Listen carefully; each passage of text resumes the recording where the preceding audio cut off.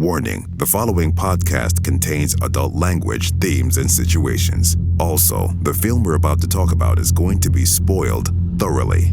Listener discretion is advised. Enjoy the show. If you love Nicolas Cage like we do, then this is a great time to be a fan. We're living in the middle of the third Nicolas Cage renaissance, or the Ren-Nic-Sance as we like to call it. There was the indie darling Ren-Nic-Sance that culminated with Leaving Las Vegas, the action Ren-Nic-Sance that was kicked off by the holy trilogy of The Rock, Con Air, and Face Off. And now we're in what I'd like to call the I'm Nic Cage and I do whatever the fuck I want because I'm Nic Cage Ren-Nic-Sance. Films like Mandy, Pig, and The Unbearable Weight of Massive Talent kicked off this era, but Nic proved that this Ren-Nic-Sance was just getting started last year when he starred in the Ari Aster produced horror dramedy Dream Scenario. Okay, let's run. I'm like a prickly pear. What do you say we cut the chit-chat? A-hole!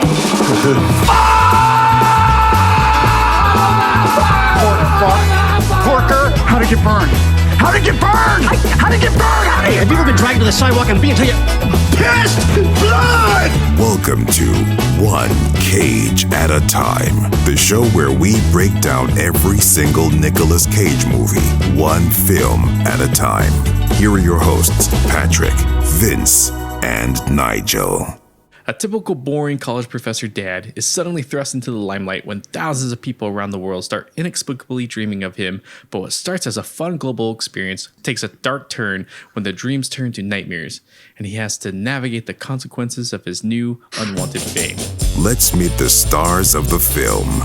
Dream Scenario stars that guy from That Thing, character actor Dylan Baker, Emmy Award-winning actress Julianne Nicholson, Unbreakable Kimmy Schmidt regular, and an actress who can't help but make most men prematurely ejaculate, Dylan Galula, the ladies' man himself, Tim Meadows, a guy who can't seem to stop flirting with his cousin, Michael Cera, and of course, the man of all our dreams, Academy Award-winning actor Nicholas Kim Coppola, better known as Nicolas Cage.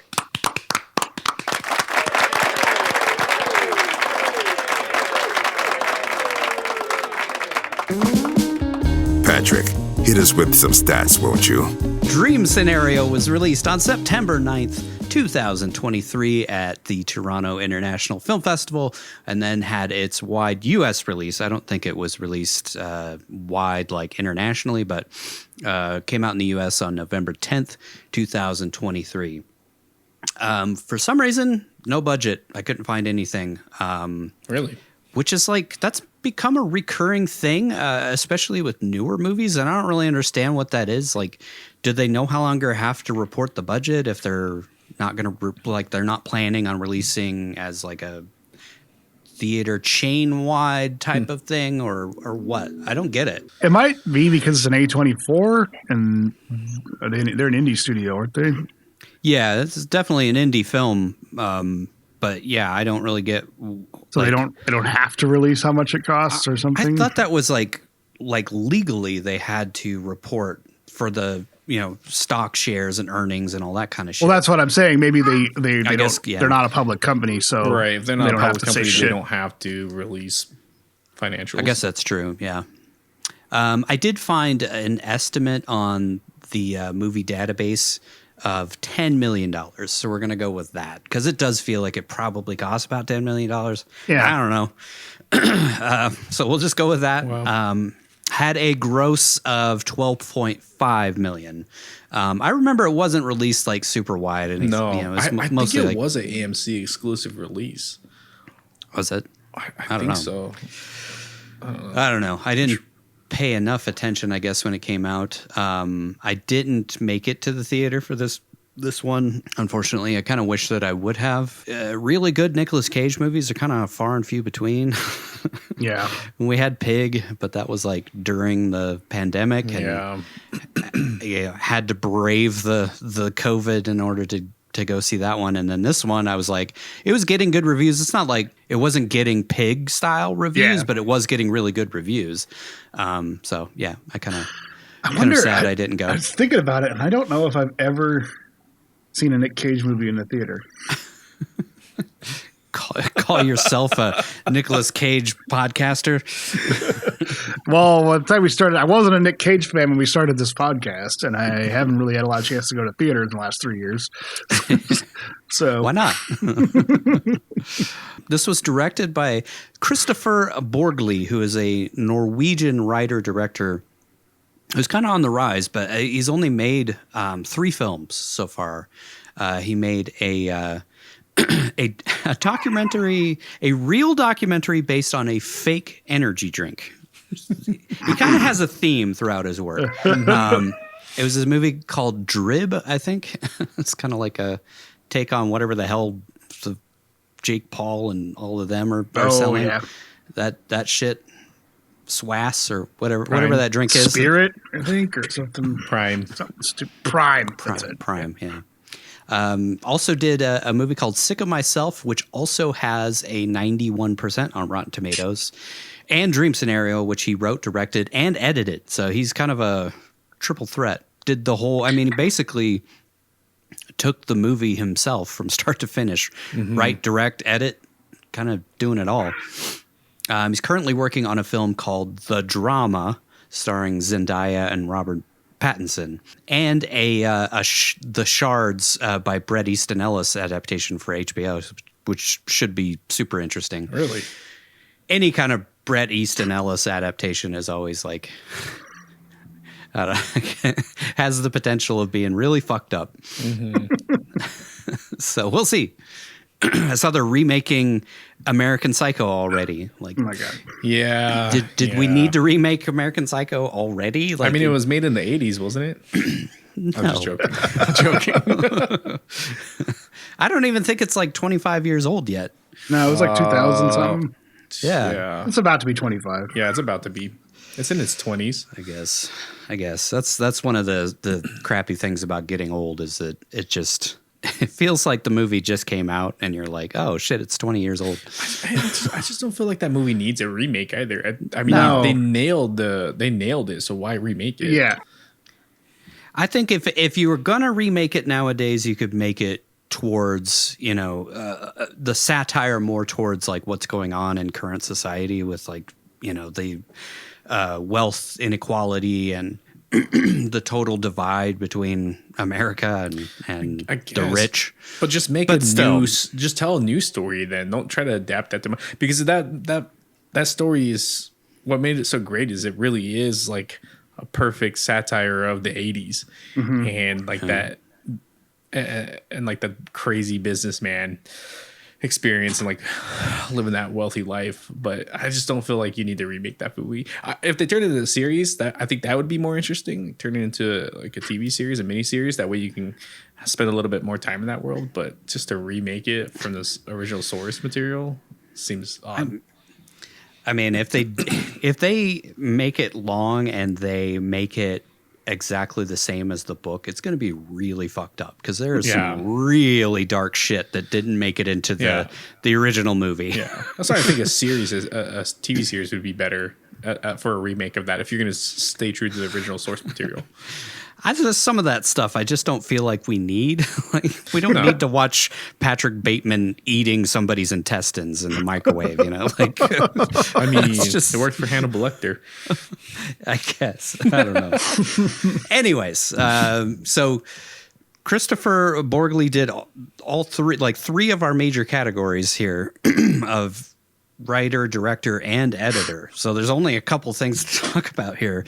It was shot by Benjamin Loeb, who you might remember us talking about in our Mandy episode, because he also shot Mandy. Kind of similar in a way, as far as like, because this was shot on 16 millimeter, and it kind of has this like, almost like it was like shot in the 70s or something and brought to now. Let me tell you, seeing it in theaters, it was jarring because you don't see a lot of movies shot in 60 millimeter anymore. And on that screen, you forget this is what film used to look like. This is what movies used to look like. So it was really jarring, especially that scene when he's at that startup think tank place and he's sitting against that white background. And then even when they're framing and you could see like the snow coming down, I mean, you could really see that 60 millimeter kind of grit. I don't know how else to explain it. You know what I'm talking about? Like the film grain noise. is like, really holy shit. Yeah, it's really heavy in this one. Yeah. Which it was in Mandy as well. I don't know if Mandy was shot on 16 millimeter, but Mandy had a definite like 70s quality to it as well, or the same thing.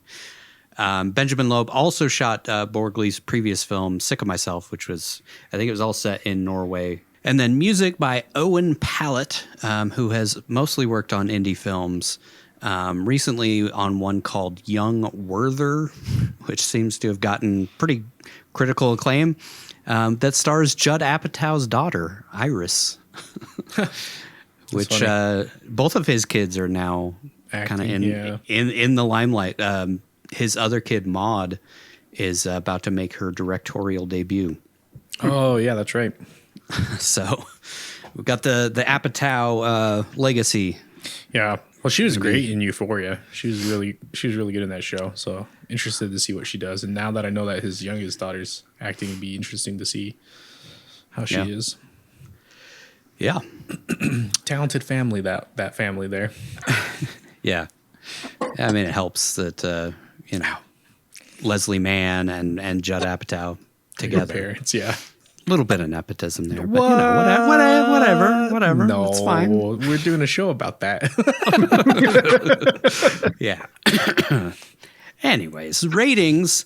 This has a 91% on Rotten Tomatoes, 7.5 out of 10 on 238 reviews, which is a pretty healthy sample size. Audience score, though, is only a 68%. But then again, like, we should clarify this at some point. Like, if it's actually weighted, I don't think the audience score is weighted. So 68% is actually fairly similar to the critic score of 7.5 out of 10. But the Rotten Tomatoes score comes from a weighted score of like 6 or above. So 91% of the critics gave it a 6 or above. It's kind of similar if you think about it. And the Metacritic score is the same. It's 74%. So it's all three of those are actually pretty on par with each other. I'm not surprised to see the audience score a little bit lower. Yeah. Just because this movie does make you think. And and we'll get to it eventually, but I think the ending was probably unsatisfying for a lot of people. Yeah, I think so too. Yeah. IMDb gave it a 6.9 out of 10, and this did not get a cinema score at all. Yeah, continuing a trend throughout this season that not very many of our films have gotten cinema scores. Which this one's kind of surprising. I thought this one would definitely get a cinema score, but I guess it wasn't released wide enough. It's an indie film. That must be it. Yeah. A24. We should also mention that Nic was nominated for a Satellite Award, Golden Globe, and a Critics' Choice Award, but he only won the Critics' Choice Award for Best Actor in a Horror Movie. Lost to Paul Giamatti for whatever the hell that movie is. I didn't see what it was. Hollywood. Why do they think it's a horror movie? Yeah, I don't really get it being a horror movie. It's because the dreams turn scary. Yeah, there's some horror scenes, but it's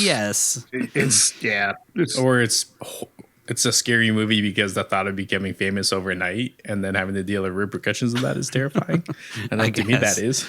That is scary. I just think like you shouldn't bill it as a horror. I don't know. I mean, drama is all I would put it at. I guess dramedy. Dramedy. Yeah. Dramedy. Yeah, it's a dark comedy. Yeah, dark comedy feels right. Yeah. Because it is hilarious. It's so funny. Let me tell you, sitting in a theater full of people watching that one particular scene was one of the most uncomfortable things I've ever experienced in my life. And I think that was unanimous across the entire crowd. Yeah. Because the theater was pretty full when we went and saw it. So it was one of the more packed Cage movies I've been to in the last couple of years. How about a Coppola quick facts? Coppola quick facts. The main plot resembles a supposedly real event that happened and was compiled in the website Ever Dream This Man, which was created by Italian advertiser Andrea Natella, who I guess is part of the Nutella family. family. Yummy. No, it's not.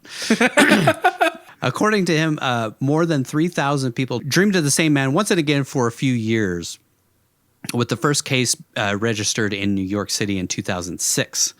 The web offered diverse explanations, but none were definitive or proven to be true. And in 2009, it turned viral. Finally, though, it was exposed that it was all a hoax and guerrilla marketing campaign by Nutella's advertising agency. And Nutella admitted he made up the whole story to explain how urban legends and collective myths are created and spread.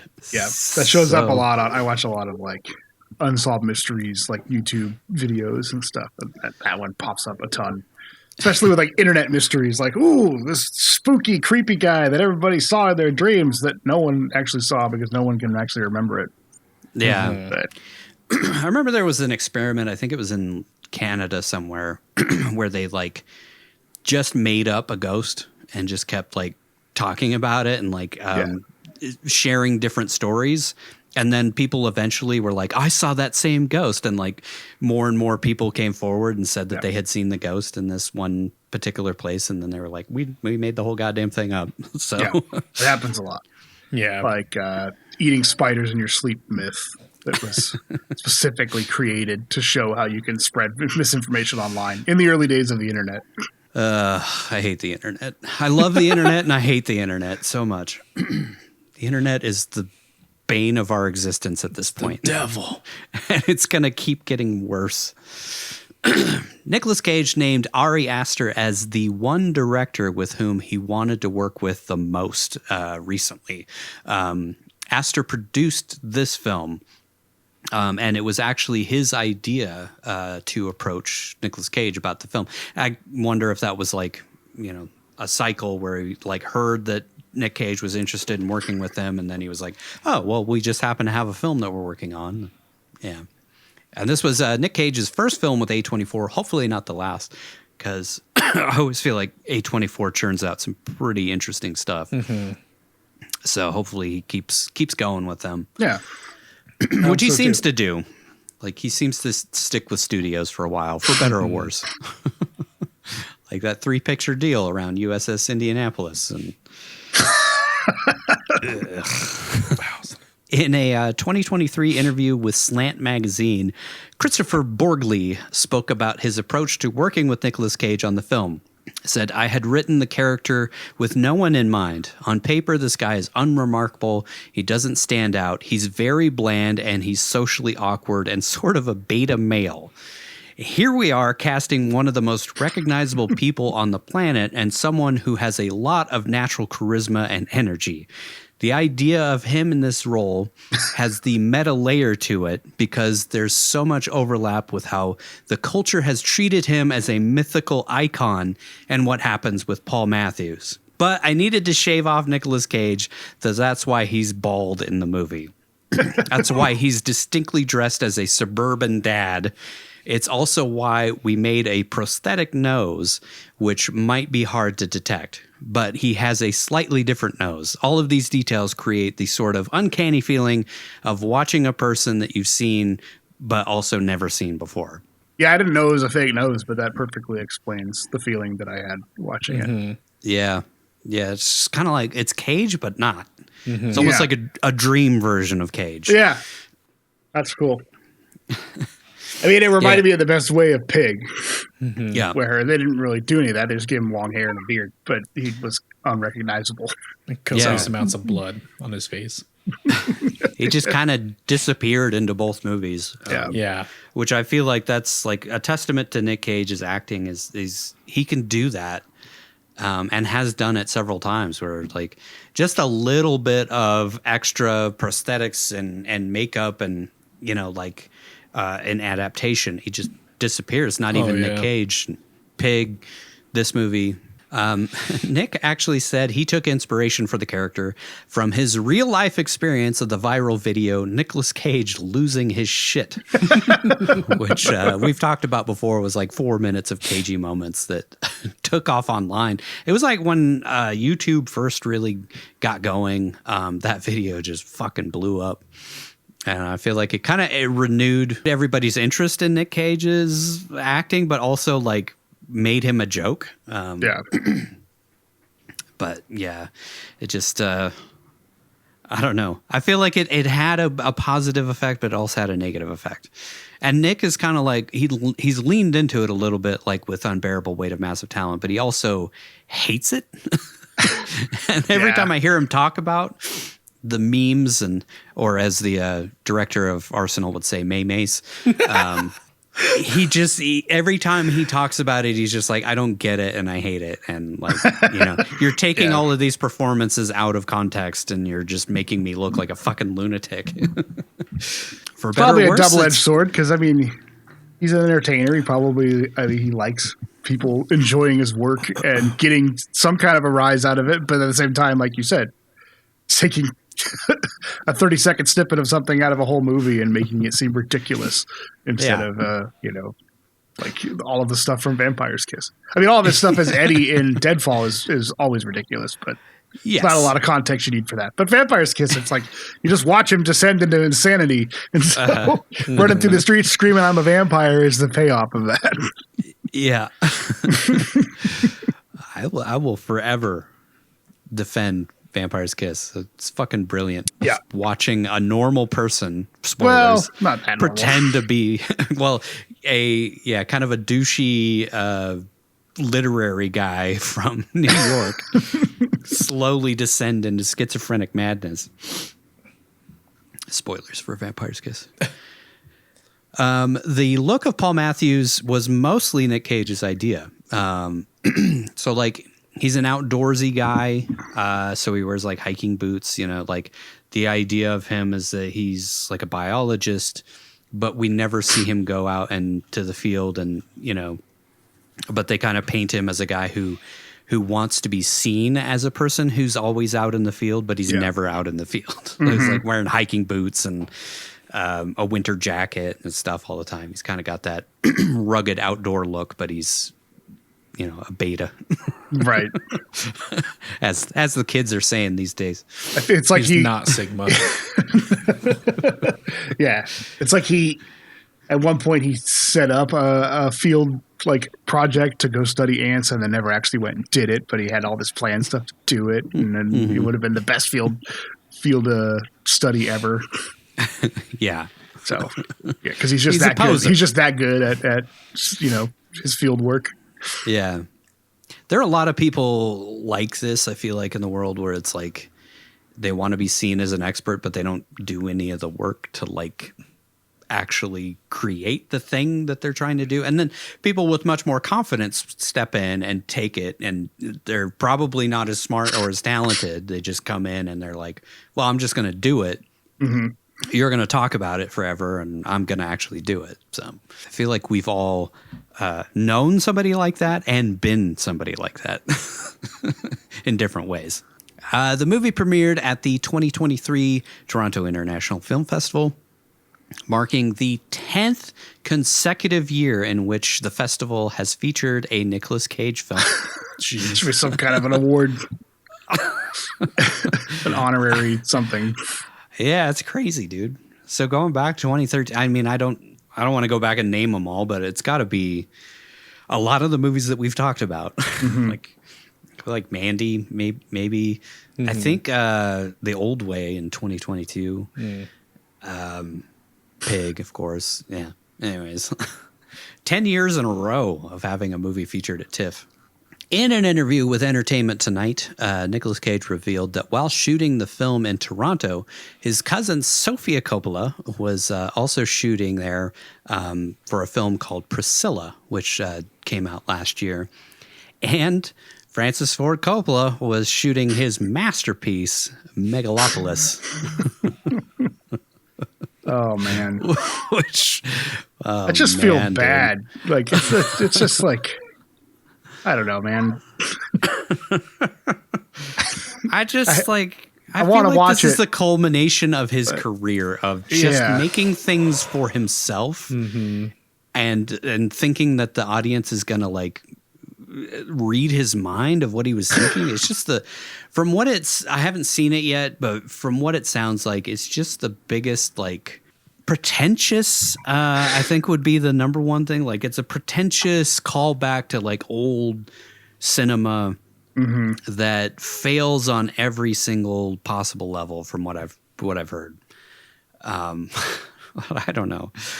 Apparently they met up constantly during the filming of this film and gave each other notes on their various projects. I wonder what Nic Cage suggested for Megalopolis and if it helped. You should have somebody in the theater talking to the screen.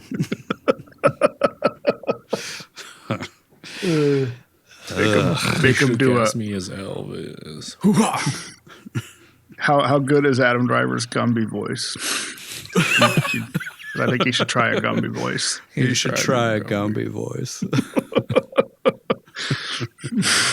It'd be hilarious if that actually happened. If you don't like the Gumby, maybe like Pinocchio. He's like, is anybody hurt? Can I walk in the sky? I can slow down time. I'm a real boy.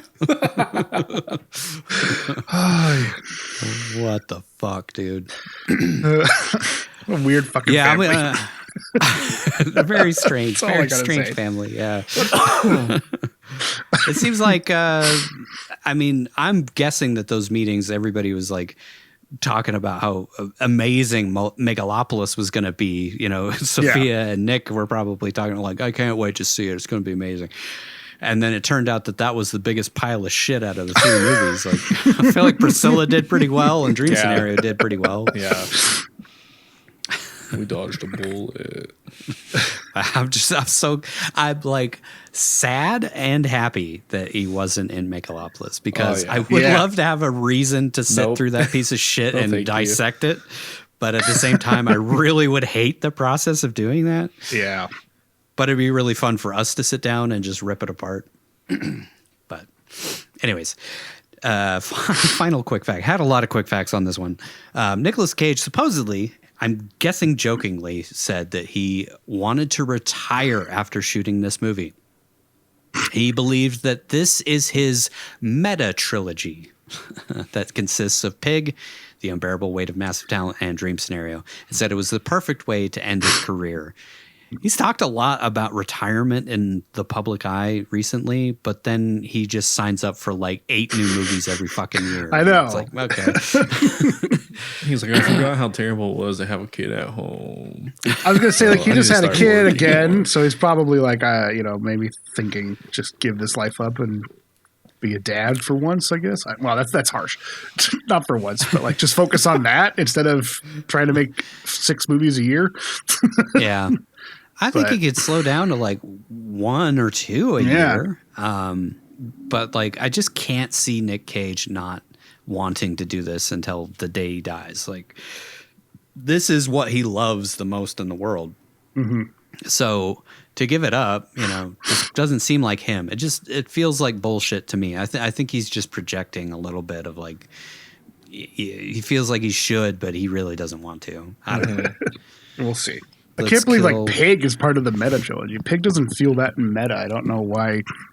Maybe it's just the life. He went to be a recluse out in the woods and kind of gave everything up, and maybe part of him wishes he could do that. I don't know. Well, he did say that he felt like he was, very connected to the character of Robin, and that he felt like it was. I feel like we talked about it on the episode that it was the most like him since Joe. So that's true. Maybe he was just kind of playing himself throughout that. I don't know. He did say, I feel like we talked about this, that he said that he was basically just playing himself and he didn't really have to act in that. Yeah, I can kind of get it. Rob kind of has that. Fuck everybody else. Well, that's still harsh, but like the world doesn't get it kind of attitude. Like, and that there's a through line with that and this movie that I think would probably appeal to his psyche. Yeah. Yeah. Well, especially that scene And where Nick- he's like, and this Unbearable world Weight, I is guess. not real. Like, Yeah. this is bullshit. You don't get a lot of things to care about type of thing. And I think that's, yeah. and I guess an Unbearable Weight too, because he's lamenting that everybody just sees him as Nicolas Cage characters when that's not actually him. Yeah. In the meta commentary of a Nicolas Cage character saying that in his movie, it's not actually him in that movie. So, yeah. Yeah. And this is all if you- about that If kinda you look like- at it as a trilogy, it is pretty great. Yeah. Yeah. Let's break this bitch down. Act 1. Let's set some stuff up. Our film about a man randomly showing up in dreams begins as you'd expect, in a dream. Nick's character Paul Matthews is busy raking up leaves next to a swimming pool while his, as we soon find out, daughter is sitting at a table nearby.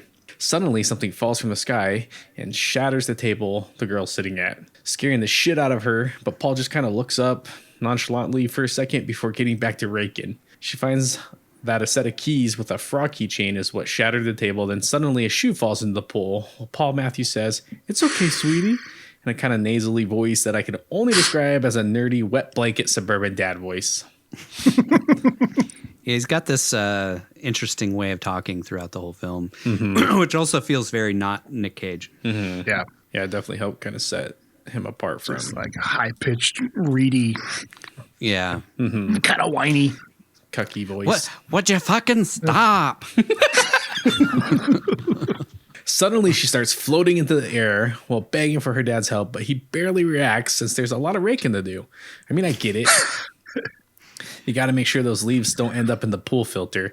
Because let me tell you, cleaning out pool filters is a real bitch. We cut to see Sophie at the kitchen table having breakfast while recounting the dream to her mom and dad. Paul is sad that he didn't do nothing to help his daughter in the dream, and that this is the third time she's had a dream like this. He asks if that's how she sees him, and says he once saved her life from drowning when she was 4, so he'd have jumped to the rescue right away in real life. The Matthews' other daughter, Hannah, sneaks out, and Paul's wife, Janet, reminds her she has to babysit Sophie so the Matthews can go to a play. Janet and Paul make plans to meet at the play, and Paul says he's meeting with someone named Sheila, and Janet asks Paul to record the conversation since Paul will be confronting her about something that he thinks she'll apologize for. Paul arrives late to a class he's teaching at, is it Osler University? Yes. Osler. Osler. Yeah. By the way, we saw earlier that Paul has a PhD and that his daughter is a booger eater. Just proving the fact that although your parents can be intelligent, the children aren't always going to follow in the same footsteps. Like my dad. My dad's got to be so disappointed in us because we're so dumb. And he's so smart. Both of those details are vital to the plot. He explains to the She's a classroom. booger eater. Oh god! He explains to a classroom of bored students that the reason zebras have stripes in it is an adaptation that makes them harder to be seen when in large groups. So if you stick your head out, you make yourself a target. Just kind of foreshadowing. I mean, I really did like the way that he sets the theme of the movie up here. Well, one of the themes, and then he just kind of keeps weaving it throughout the whole film. Yeah, you see the zebra thread throughout the whole thing, including up to the point where he's like, everything's gone off the rails. He's reading a book called "Do Zebras Get Ulcers?" which cracks me up because you think somebody with his background would understand as he's starting to come into this fame that embracing it, especially the way that he starts to embrace it, is not the best way to go about it. But he's so driven by that one selfish thing that he's willing to forego all the warning signs that are thrown into his face. Yeah. He wants recognition so badly for what he hasn't done. Right. One thing I'll point out that comes up a lot throughout this, when you mix up letters, it's like what is it called? Dyslexia? No, when you like purposely mix up letters so that it's like a jumble of another word. Oh, an anagram? Anagrams? Anagram. That's what I thought it was, but I don't know. Anyways, throughout the film, there are several anagrams. Like the restaurant that he goes to meet Sheila. I forget what it's called, but it's just dream mixed up. Oh, wow. And then Ostler is loser. Oh my gosh, dude. That's where that came from. That's awesome. Which we will see later on why that comes up. But Yeah. I really do think that this film should be taught in film school because he did such a great job at including little things like that, but then also just nailing the themes that he wanted to talk about, like fame, like sticking your head out of the crowd, the collective subconscious, your shadow, like the shadow version of yourself, like all those themes. He did such a great job at weaving it into the story, which is why I think maybe some people didn't enjoy the movie so much, because you were kind of forced to be a little more analytical on it, to really understand the point that he's trying to make, which not everybody wants to do when they see Nic Cage. They just want fun, goofy action movies. But critical thinking is not America's strong point at this point in time. It's really not something that people are very good at. No, it's something based on recent events.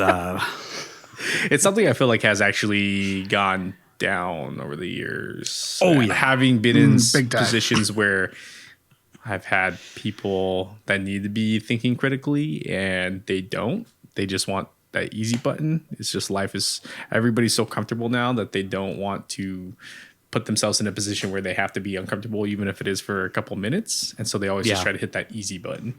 And that's another theme of this movie too, right? It's like moving outside of your comfort zone, and sometimes it works, sometimes it doesn't. But Paul notices some students chatting, and they're real dicks about it, but it's clear that the girl is recounting a dream that she had about Paul. We cut to Paul showing up to a restaurant, and the maitre d' looks at him like she's just seen a ghost. She swears she knows him from somewhere, and he suggests she might have known him from Ostler. She dismisses it as deja vu and then calls him Brian. Brian, right? Paul. No, Paul. They just set him up as such a loser. It's so perfect. He does such a good job in these roles where it's like He does. like I don't know. Nic Cage is like one of the coolest guys ever, and then he can play a loser so well. Yeah. Really can. Some neurotic, pathetic guy. Some of his best roles. Yeah. At a table, we see Paul hilariously rehearsing what he's going to say to Sheila while moving his head around and staring at the table.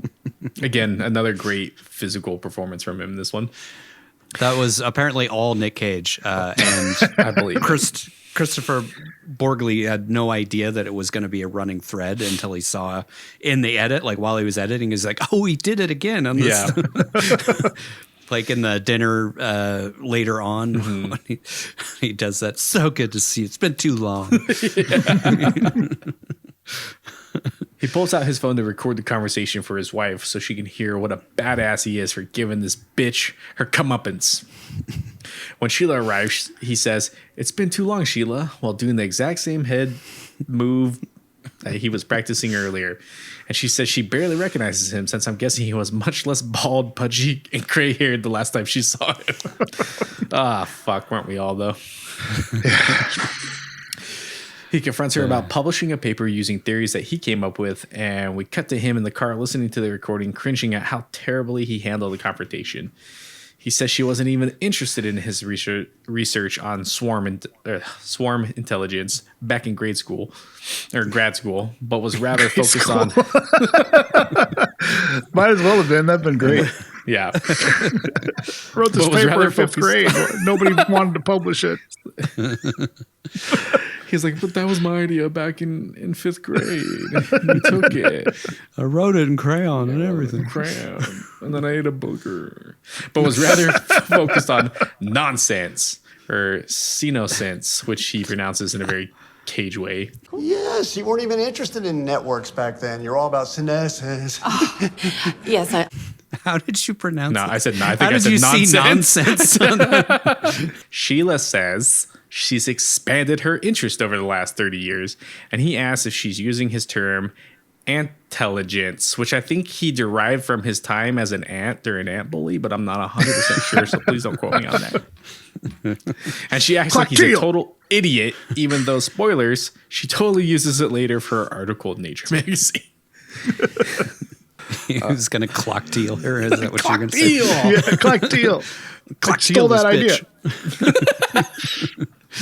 bitch. Paul says he's been writing a book about his theories, and she again acts like he's an idiot since he doesn't have a publisher and asks to read a draft, to which he says, Oh, why? Do you need more material? Oh, come on, Paul. she tells him to grow up and asks how far along he is, and he basically says he hasn't even written shit yet.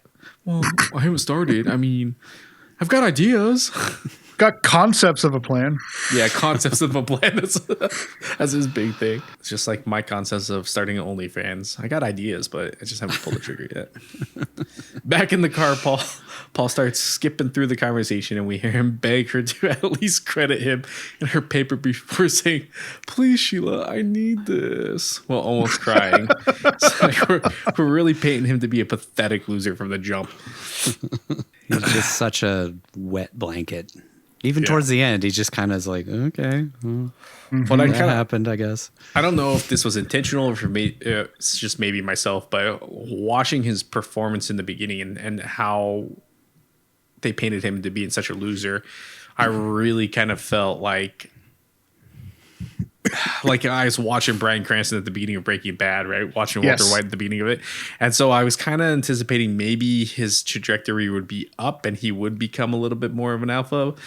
Spoiler alerts, he does not, which I'm glad they did not go that route. I love that he stays the same person throughout the entire film. I really did. I did like that a lot. Yeah, but it is similar to Breaking Bad in that like a lot of this is his own fault. Mm-hmm. So it's him getting in his own way. Yeah. Mm-hmm. Yep. We see Paul waiting for his wife at the play, and some mob boss looking dude stares at him while he smokes outside.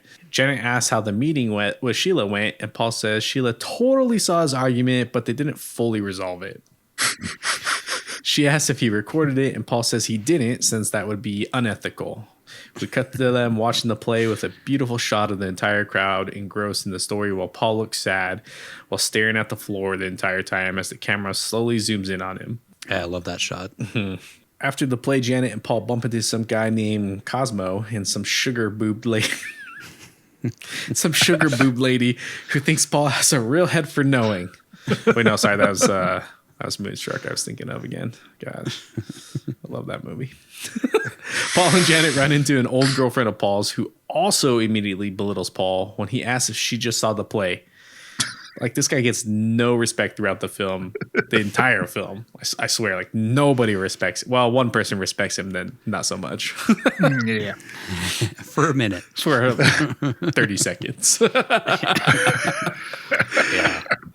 Claire says Paul has been on her mind a lot lately, and Janet asks how they met. Paul says they used to date, and Claire acts like it's insane that she could have even found him attractive in the slightest. After that comment, Paul says he hasn't thought about her in a while, and she's kind of a cunt about that too. She says she's been having dreams where Paul pops up and just kind of roams around in the background. She recounts a dream where a good friend of hers is lying in the street dying, and out of nowhere, she sees Paul strolling by. He says, "That's so strange, so I don't help at all. I don't intervene," while looking at his wife.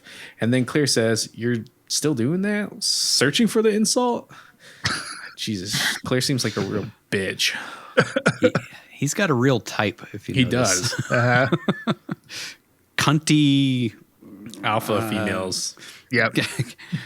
It's just kind of a same face cunt look. I don't know what it is. It's just kind of the Midwestern cunty white lady. Yep. Yeah. Yep. We'll leave it at that. I don't know how to describe it better than that. Like, Yeah. No, yeah, it's pretty accurate. Claire says that her therapist suggested she reach out to Paul since maybe she and Paul need to sort through something. She asks if she and Paul can grab a coffee while Janet seems jealous, and it's revealed that Paul changed his last name to his wife's when they got married. I mean, I don't blame him. I plan on doing the same thing if I ever get married. Mainly because I want a white last name, but you know. So you don't get deported. Exactly, dude. They're going to be gunning for me now. yeah. Ramirez. You were born here. Doesn't matter. Get out. Got nowhere to go. Doesn't matter. Doesn't matter. I don't even speak Spanish. You're gonna learn. Here's a hook on phonics. Or no, here's a Duolingo. How did we make that joke? Nobody knows, but we made it. I know we'll get some. I know we'll get some shit for commenting on this. It's a new progressive thing to take your wife's last name after getting married rather than the traditional way. But in the context of this film, it paints Paul as a effeminate pansy who just gets completely thrown away any of his own masculinity or identity. Wondering what his personally, I was wondering what his maiden name was. His maiden name. That way I can know what to call him when they're divorced. Yeah. Do you think he keeps his wife's last name? I don't know. Probably. Probably, yeah. Yeah, I think so. I'll say that later. We see the Matthews back at home, where Janet is questioning why Paul got all nervous around Claire, and Janet is concerned about Paul meeting with her privately, which is just like the one guy you should never be worried about. She asks Paul if he's ever fantasized about other women, and he nervously says, "Yeah, of course I have." And she asks if he's ever cheated. Paul says, "Oh my God, Janet, do you really think I'm that cool? Do you think I could handle the emotional burden of having an affair?" No. She laughs at him since she knows he's basically dryer lint in human form.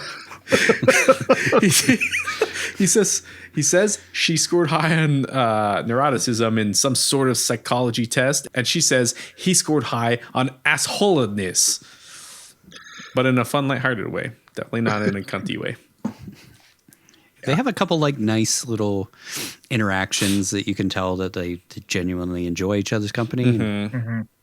And I like that they set up that Janet didn't need Paul to be successful, more successful than he is. They live in a beautiful house, beautiful neighborhood. He has a job, university professor with a doctorate. Yeah. He doesn't need to be more successful, but he can't get out of his own way and get out of his own ego. So he fucks it all up for himself. Mm-hmm. Paul says he'll keep the conversation with Claire very formal and that he won't even smile. We cut to Paul and Claire at a diner where Paul is smiling his ass off as Claire explains that seeing Paul in her dreams has been intense and unusual. Claire asks if it's okay to write about the dreams for a magazine called The New Inquiry, which shocks Paul since she's also in publishing while he just has concepts of a plan of writing a book. She says it's basically a blog and no one really reads it, which is definitely underselling it since it catapults Paul into the public eye. Again, she knows him, so she's trying not to get that woe is me Paul before she bails on him. That's what I took away from that scene. She don't want to deal with his sad ass. He agrees so long as she doesn't portray him as this inadequate loser like in her dreams. She says, "You're seriously insulted," and he dishonestly says, "No, of course not. I'm joking." In a goofy Ned Flanders kind of tone. It really was. It really did remind me of Ned Flanders. She thanks him for giving her permission, but he can't help but turn the whole thing awkward by saying his wife suspected Claire might have ulterior motives and might have feelings for him. Claire is disgusted at the thought and realizes she has to leave or is just making an excuse to get out of this conversation. She's like, "Ew, gross, no." I feel like Paul used to be much better looking, and I don't know. Maybe he used to look like Nicolas Cage. Yeah. Young Nic Cage, and then now he looks like bald, old, chubby, bearded Nic Cage. Yeah, pudgy Ned Flanders. And he was probably more interesting back in the day when he was still hopeful of the career that he thought he was going to have. She says, "I guess I'll see you in my dreams." And he awkwardly says, "Of course not." Before looking embarrassed and shaking his head. We see Paul arriving for a lecture at Osler, and he hears a handful of students talking about him while saying they're having the same dreams. Of course not. God, dude. That secondhand embarrassment is so well done in this film. In so many scenes. Yeah. Basically all of them. Yeah. Yeah. It's like watching Curb Your Enthusiasm at times. Just so uncomfortable. Paul stops into the dean's office and asks him if he's been dreaming about him. He says not any more than his usual wet dreams. No, wait, seriously. He says no, and that Paul is kind of freaking him out. Back home, Paul scolds Hannah and Sophie for having their phones out at the dinner table, but Paul himself gets a call from some guy named Richard. Paul says that one of his famous dinner parties that Paul is never invited to. Sorry. Richard says that at one of his famous dinner parties that Paul is never invited to, someone said that they were having recurring dreams about a man who looks perfectly average and is a remarkable nobody that just shows up and occupies space in the background of her dreams. Which I think is the most insulting thing you can say about someone. He's a remarkable nobody. Oh, God, dude. Quick fact, one of the party guests is a bald guy who the girl recounting her dream says does look similar to the man in her dreams. This guy, Sidney, is played by Nick's older brother, Mark Coppola. Have we seen him in other stuff so far? Yeah, he was in Deadfall. He was the random guy at the table the dude or at the bar. He was. I was like, Sunny, where did they find a guy who looks so much like Paul? Yeah. There we go. Yeah, he was in. He's in quite a few different things. Shows up randomly. He's a radio DJ in New York. That's right. And I think he's a stand-in, like we talked about in Adaptation, where he stood in as the twin in some of the scenes. Richard's wife apparently has been having similar dreams, and we find out that both Richard's wife and this woman are having dreams about Richard's boring friend Paul. When Paul hears this, he passes out cold, probably farts and comes a bit. Sorry, spoilers for later in the film. We see Paul with an ice pack on his head checking his Facebook account to find that he has hundreds of messages from people saying they are all dreaming about him. He says someone wants to interview him, and Janet wants to know why he's so excited about it, since this is really strange, and he should take a minute to think about all this before doing anything drastic. Smash cut to Paul on the news saying, "Why me? I don't know. I'm special, I guess." We cut to Paul on the phone. The zebra just immediately poking its head out. Exactly. Yep. We cut to Paul on the phone at home talking to his mom, who is upset and worried that Paul did something to trigger the phenomenon. Yeah, I don't think he has that much power, lady. No. Paul arrives at his class, which is completely full for the first time, and all of his students are excited to see him. Far cry from the boring bemusement they all had for him before. They all applaud for him, and he says he'll give them 5 minutes to ask dream-related questions before he dives into his actual lecture, but he quickly gets caught up in his newfound fame. He answers a bunch of semi-vapid questions about whether he's going to do Colbert, what it's like to be famous, what his girl Hugin thinks about all this, etc., before turning to the dreams people have about him. One nerdy dude says he had a dream about wandering through a forest, eating some sort of cream-filled mushroom in a tuxedo.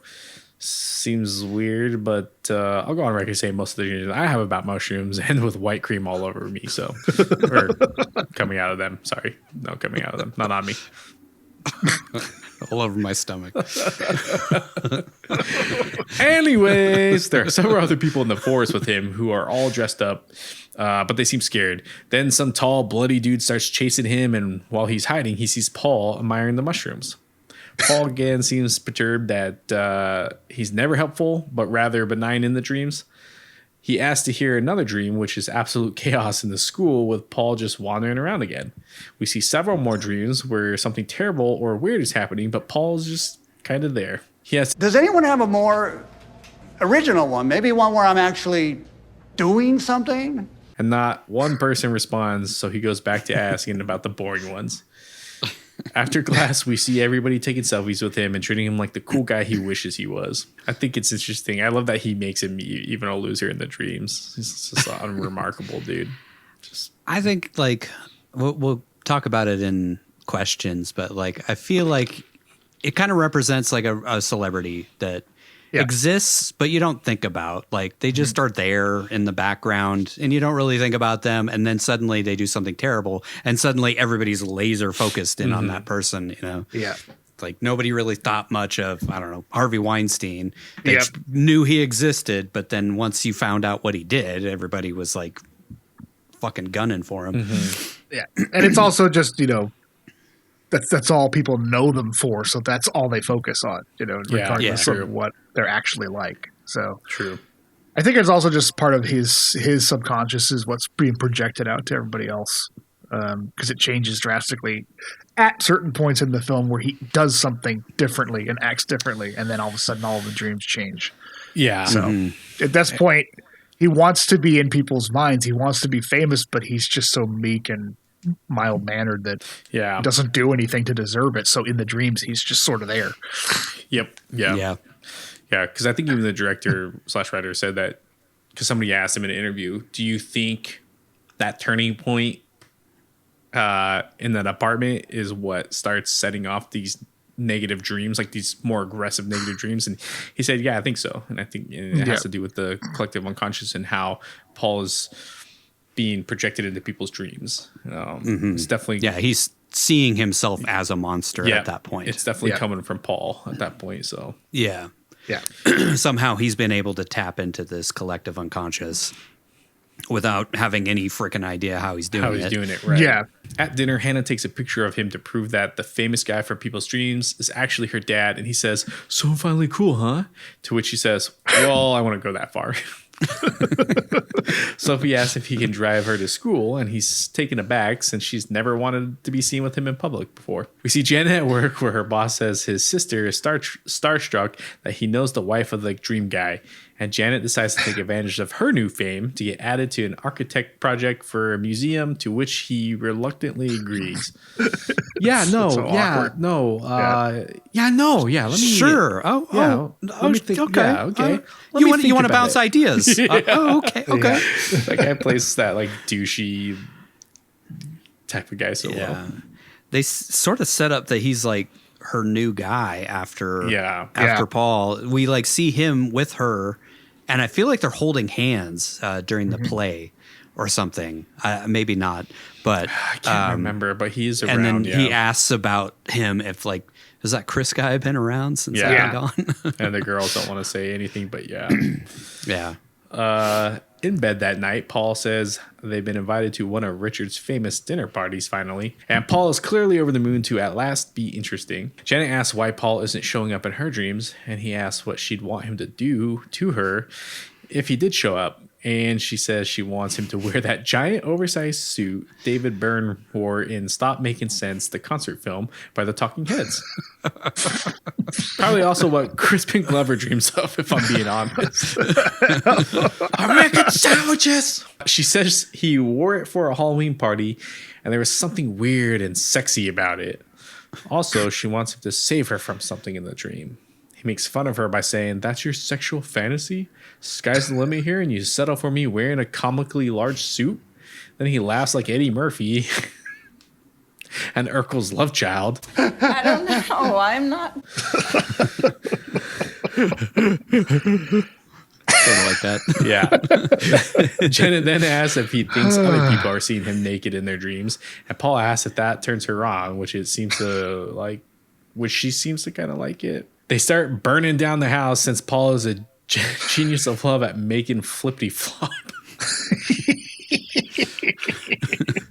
Sorry, those are all songs from Stop Making Sense. He used his little psycho killer to leave her cross-eyed and painless. That's all I'm saying, okay, folks? Psycho killer. If you haven't seen Stop Making Sense, it's fucking incredible. It's like the best goddamn concert film ever made in the history of time. Like, even if you don't like Talking Heads, it's fucking amazing. I want to go that far. I mean, I think the One Direction film was better, but that night, some schlubby dude breaks into their house and wanders around until he finds a knife in the kitchen. He then walks into Paul and Janet's bedroom and says, "I have to kill you, Paul." Janet calls the cops, and Paul is kind of helpless to do anything to help his family, as this maniac kind of just slumps in the corner while struggling to control his schizophrenic episode. Quick fact, Nicolas Cage added the stalker scene to the script, basing it on a real-life event, which is terrifying. That's Jesus. Yeah. Terrifying Crazy. to know. Yeah, I mean, taking away the fact that it actually really happened to Nicolas Cage, like, if this guy actually would have tried anything and not just slumped in the corner, he would have just killed them all because Paul did nothing. Paul didn't do anything. He didn't do anything. I mean, and neither did anybody else, but like Paul is supposed to be the man of the house. He's supposed to help with this, but he just like kind of stands there and puts his hand over his mouth the whole time. Yeah. Put the knife down. Which they all know is subconsciously what he would do because that's how he shows up in their dreams. And Exactly, he doesn't right, do yeah. anything. Right. Exactly. Yeah. He's living he is the same person in the dream as he is in real life. He's unresponsive. He's incapable of actually taking action. Janet yells for Paul to do something, but he just stares at the guy on the ground and puts his hands all over his mouth, which post-COVID is just disgusting. Like, don't touch your face. Just go wash your hands. This is kind of the crux of his character. He wants to be the hero, but when the moment arrives, he just freezes and pusses out big time. The next day, the cops tell the couple that fame can come with some less than desirable side effects, you think, such as crazy guys walking into your unlocked house.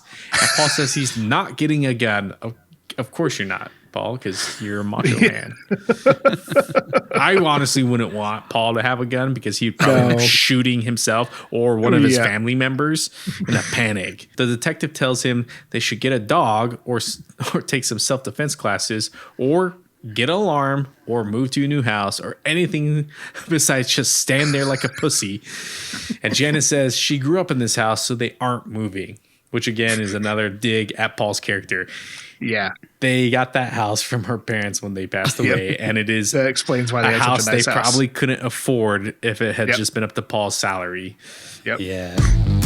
Act 2, The Conflict.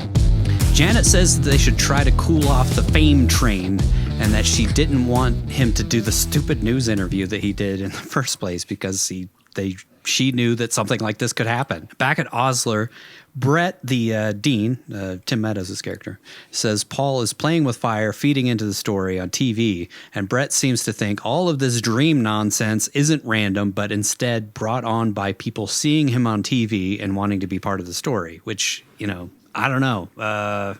I feel like there's a possibility that it could have started with him just showing up in people's dreams around him. Were related to him in some way, either students at the college or ex-girlfriends, whatever. But then once he started to feed into it and it grew, other people started to say that they saw him in the dream or similar to the thing that this was all based on, where it was all these people said that they dreamed about him, but then it turned out that they were just lying because they thought that they saw him in their dreams, but they didn't. Right. They want to be cool. Just something put together by an ad agency called Thoughts. Brett argues that it's not possible for everyone to magically dream about one person and that Paul only suddenly believes in metaphysics because it makes him feel special. Which is kind of true. Paul argues that the crazy guy was a one-off thing and that he wants to use his fame to get a publisher for his Intelligence book that he hasn't even written. So that's where this whole comes down to is I could care less about being famous, but you could tell he really does like being famous. Yeah. But he wants to use this to get his book written that is stolen from him anyway, so it doesn't really matter. And no one's going to care about it. It's not stolen from him because he never fucking wrote it. So, Brett makes fun of him for having a midlife crisis, and Paul says, "Oh, come on. You're the one who just bought a fucking Kawasaki." I love that so much. When you start you see the Kawasaki later on, too. It's that classic Cage starting to unravel. Yep. That he does so well. Just a little boiling over the top a little bit. Yep. We cut to Paul at a PR agency called Thoughts. Thoughts? Question mark. It's so mad every scene that this takes place in this place. I hate it so much. It's because these meetings really happen. Yeah, this is real shit. And we get a great shot of Paul thinking while the word thoughts just comes out of his head. I love that shot. Definitely intentional there. A cute girl named Molly escorts Paul upstairs, and in the elevator, she admits that she's had nonstop dreams about him every night. He asks if he's been behaving himself in the dreams, and she says, "No, you're not. No, not at all." In a conference room, we're introduced to Michael Cera's character, Trent, who says he's been dreaming about this meeting. Paul says, really? And Trent says he's literally had dreams about this meeting, which aren't part of the whole who's this weird guy in my dreams thing. And Paul says, I'm weird? And then Trent quickly backtracks saying, no, not weird. The situation is weird. In that Molly's dreams have been nuts. As in, she's been dreaming of Paul's nuts. Like, why would she tell them about that? I don't know, man. That's yeah. Why would you admit that to your coworkers? Yeah, totally. Why? Yeah, you know the guy everybody's been dreaming of? I've been gargling his nuts every night. What? He just shows up in the background of my dreams. Trent introduces Paul to another woman named Mary, and they all say that they wish people were dreaming about them. Ugh. This is so real. I hate this so much, but it's so real. Trent explains that their agency is new and that they are focusing on pairing brands with unconventional celebrities such as Paul, and that he is currently the most interesting person in the world, which makes Paul giggle like a schoolgirl. Whatever that laugh is that he does. They ask him what he hopes to achieve and what his dreams are, to which he says he wants to write a book. They're stoked until they find out that he wants to write a book about the collective hive mind of ants rather than about himself, since they wanted to sell the movie rights. Like, if he would have just gone that direction, maybe it would have gone well, because I feel like his inadequacy comes from the fact that nobody gives a shit about the thing that he's devoted his whole life to. He should have took the Hawk Tua approach and just leaned into it. Lean into it. Lean into it. Literally, lean into it. Oh, wait, never mind. Sorry. He tried. Then they pitch him the idea of starring in a Sprite ad where Paul would be holding a can and pictures on their social media in the hopes that it would make people dream about him and Sprite. This is exactly the kind of stupid shit that would happen if everybody was just dreaming about one guy. They ask him if there's anyone famous they might have heard of in the space of like that Paul's trying to enter with this book. And he rattles off Robert Sapolsky and Herman Tig. And they say those aren't really celebrities. Paul says he doesn't care about fame, which is a lie. He just wants to use this as an opportunity to get some recognition for his work. Which is the same thing. Yeah. After he says he's not interested in doing Sprite ads, Mary says they had an idea to have Obama dream about him. Paul says maybe this isn't really what he's looking for, which causes Trent to say, "Can we start over?" And then Trent just awkwardly stares out the window for a really long beat while Mary and Molly uncomfortably fidget. This is the most like awkward, uncomfortable moment. I feel like no, it isn't. In a film full of uncomfortable moments. No, it's not even close, but it is uncomfortable. It is uncomfortable. Trent turns around and says he lied about dreaming of Paul, but he has been thinking about him a lot and feels like they can do something special together. You know, I was lying. I haven't dreamt of you all. So it's interesting because if he's being truthful there, then it means that some people aren't dreaming about Paul. Yes. And it means he really doesn't give a shit at all about Paul, not even to the point of even subconsciously dreaming about him. He's just trying to do this as his, dumb licensing deal that he wants to make a bunch of money off of. Mm-hmm. And then he's kind of stuck with him after that because like they had already signed the deal, and now he's having to go to frickin' France with him. Yeah, I kind of feel like Molly's not even dreaming about him. Like she's not part of that collective unconscious or the collective unconscious. She's dreaming about him only because he's become like a mainstream media guy. And that's why her dreams are so much different than everybody else's. Yeah. Yeah, it's interesting. Makes sense. Trent suggests they go forward with his plant book, to which he corrects them and says it's about ants. Ants! Oh, sorry. Nobody gives a fuck about your book, dude. Wait until I write Ant Bully, then you guys will care. Get Lily Tomlin in it. Oh, my mama. Paul makes sure there will be no Sprite ads, and Trent asks for Paul to keep an open mind to their pitches and that the open door is wide open right now to work with Sprite. And he reluctantly agrees. I wish they would have actually had him do that. Christopher Borgley, he said that he wanted to find like the most innocuous, like mainstream ad company for that. Like, just thought Sprite was funny. Which is perfect. It's perfect. I don't know why it's perfect. Sprite anymore. Yeah. In the elevator, Molly, who has been making bedroom eyes at Paul throughout the entire meeting, asks if Paul has plans for the night. He says he has an early flight to catch, but then she says, asks if they can grab a drink. Like, I can come meet you wherever you are. We cut to Paul on the phone with Janet, exuberantly praising the PR agency and how great they are, even though that is categorically false.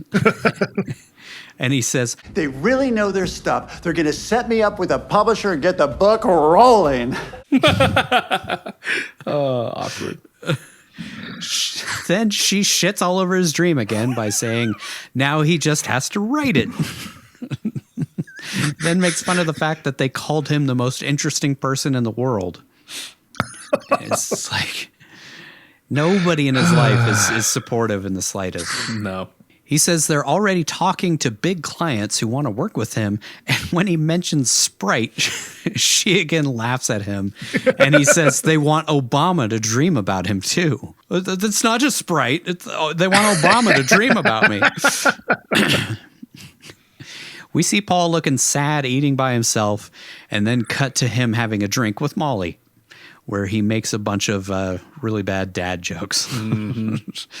She asks him how long he's been teaching, and he says since 1996, to which she says, I was born in 96, and he yells, check, please. Oh, my God. She doesn't get the joke at all. Mm-hmm. And he explains that he's kidding and that she's far too young for him. And she says, aren't you married? What are you talking about? Oh, it's a joke. We used to make those like this. They talk about the agency and how weird the meeting was and that he's a super smart. And she says that he's a super smart professor who will see right through the bullshit. But then she says, honestly, though, like the Sprite thing is pretty cool. He says he's struggling to imagine someone seeing his face and wanting a Sprite. And she says, I would, in a real sexy way. He decides to ask her about the dreams that she's been having about him. And she says, we fuck. Which shocks him and he blinks uncomfortably. He does that a lot. Yeah. Every time he's uncomfortable, he blinks a ton. It's just, you know, we've talked about it a million times, but like the physicality of Cage is just like physicality of his acting in this film is perfect. Mm-hmm. I mean, he's like 6'2", and he just comes off as like a 5'5" meager little bitch the whole movie. He shrank himself so well. He like really just like shrink into himself with his posture. She explains that in the dream, she's alone at home, and Paul appears from the shadows creepily, only to walk slowly over to her, lick her ear, pull her hair, and grab her by the crotch. Which worked perfect the first time I met Nigel. Yeah, it's an underrated move. This whole thing got started way back when. Mm-hmm. Oh, God. Something funny that we should probably mention is like when you see the dream, like the walls are missing most of the artwork. Like her apartment is very like, you know, sparsely decorated. And then when you see her real apartment, there's things all over the place and books is, you know, all over. And so it's kind of like painting that, you know, when it's a dream, it's kind of not quite real. And then when it's reality, you see what it actually is. Like things are fleshed out. Like even the trees in the background, you only see like one tree, and then everything is darked out, which they actually did intentionally. They like covered any lighting sources outside so that it would only show that one tree. Yeah.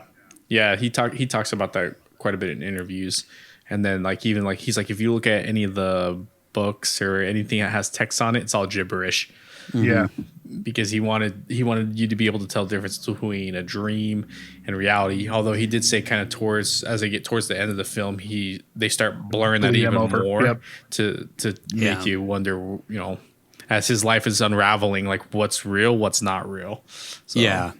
I have a lot of questions about that of like, you know, like he even said, I listened to the commentary. He was like, I don't want to give anything away, but there's something, you know, about lucid dreaming. If you watch that scene, like when he's in the basement and he's trying to flip off the lights and all that kind of stuff, it's like, so at what point does the dream take over? Yeah. And is it the whole end of the movie? Is it actually a dream or is it reality? I don't know. It's kind of hard to tell. Paul's excited, not just because a cute girl is having sex dreams about him, about the most boring person imaginable, but also because everyone else seems to dream about him walking by with a Reader's Digest in his hand or something, just kind of in the background. She says the sex is incredible in her dreams, so he decides to grab them both another drink. So he has like a quick like vision of them having sex too. We see him in the bathroom looking at himself in the mirror, and it's clear he's conflicted on whether or not to try something with her. Back with Molly, she notices some people staring at Paul, which we should mention this happens on Halloween, I guess, because everyone is wearing costumes. Yep. Or maybe this is actually just a dream that Paul is having, which could also be true at this point. You know, you don't really know. I mean, I'm going to be dreaming about Vince tonight. Bald cap. Paul asks if they should leave since he doesn't want people thinking that he's there with a younger girl rather than his wife. And she suggests that they go back to her place and reenact her dream. And then suddenly a guy dressed as Paul enters the bar and stares at him before we cut to him following Molly to her apartment building. The exact same outfit that Vince has got on. Yep.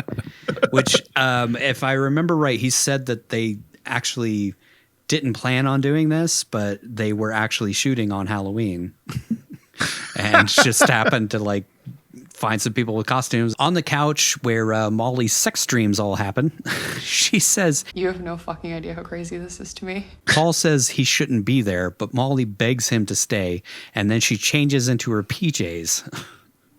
She tells him to go stand in the corner like in the dream, but he keeps ruining it by talking. So should I come out? What do you want me to do?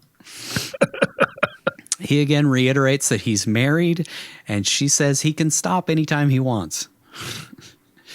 Paul walks over to her without talking, sits down next to her while giving her a goofy look, and she tells him to touch her.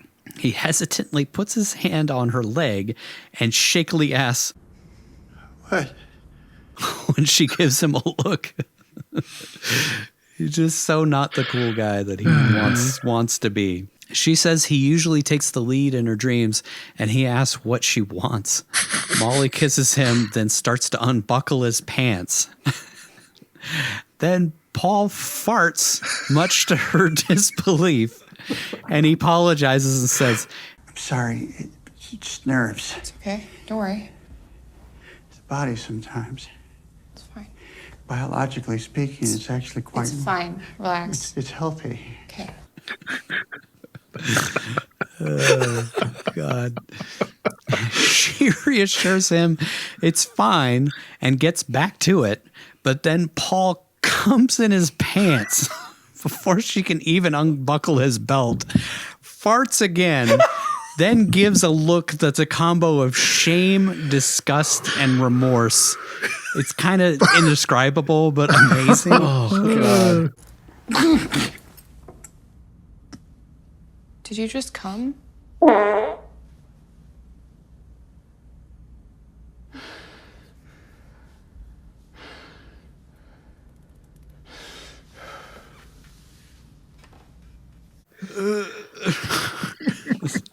Which Christopher Borgley said that Nic Cage came up with that look entirely. I just love that look on his face so much. Oh God, so uncomfortable. He quickly grabs his jacket and runs out while Molly looks on stunned. So I'm guessing that didn't quite live up to her fantasy. God. His farts comes, he farts, runs out.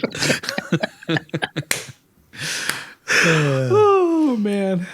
We see Paul in his room, in his hotel room, screaming while not being able to sleep, which they like cut the audio, but he apparently was like, and I farted or something like that. Oh, Jesus. We don't hear him over the music. One thing I wanted to point out is it's worth noting that this is pretty much the midway point of the film. And it's the exact point where it switches from dreams to nightmares. There's this writing technique that I've used in the past that's kind of like dividing your story up into a clock and kind of making things mirror each other at different points in the film. And I feel like he must have employed some of that when he was writing this, because it has like, this is right at 6 o'clock if we're going by the clock. And then the dreams start at like 2 and then they end at like 10, it's kind of perfectly divided up like that. We see Sophie, Paul's daughter, in her bed at home, where she has a nightmare of her dad kicking open the door and coming at her like Benjamin Gates trying to get arrested at Buckingham Palace.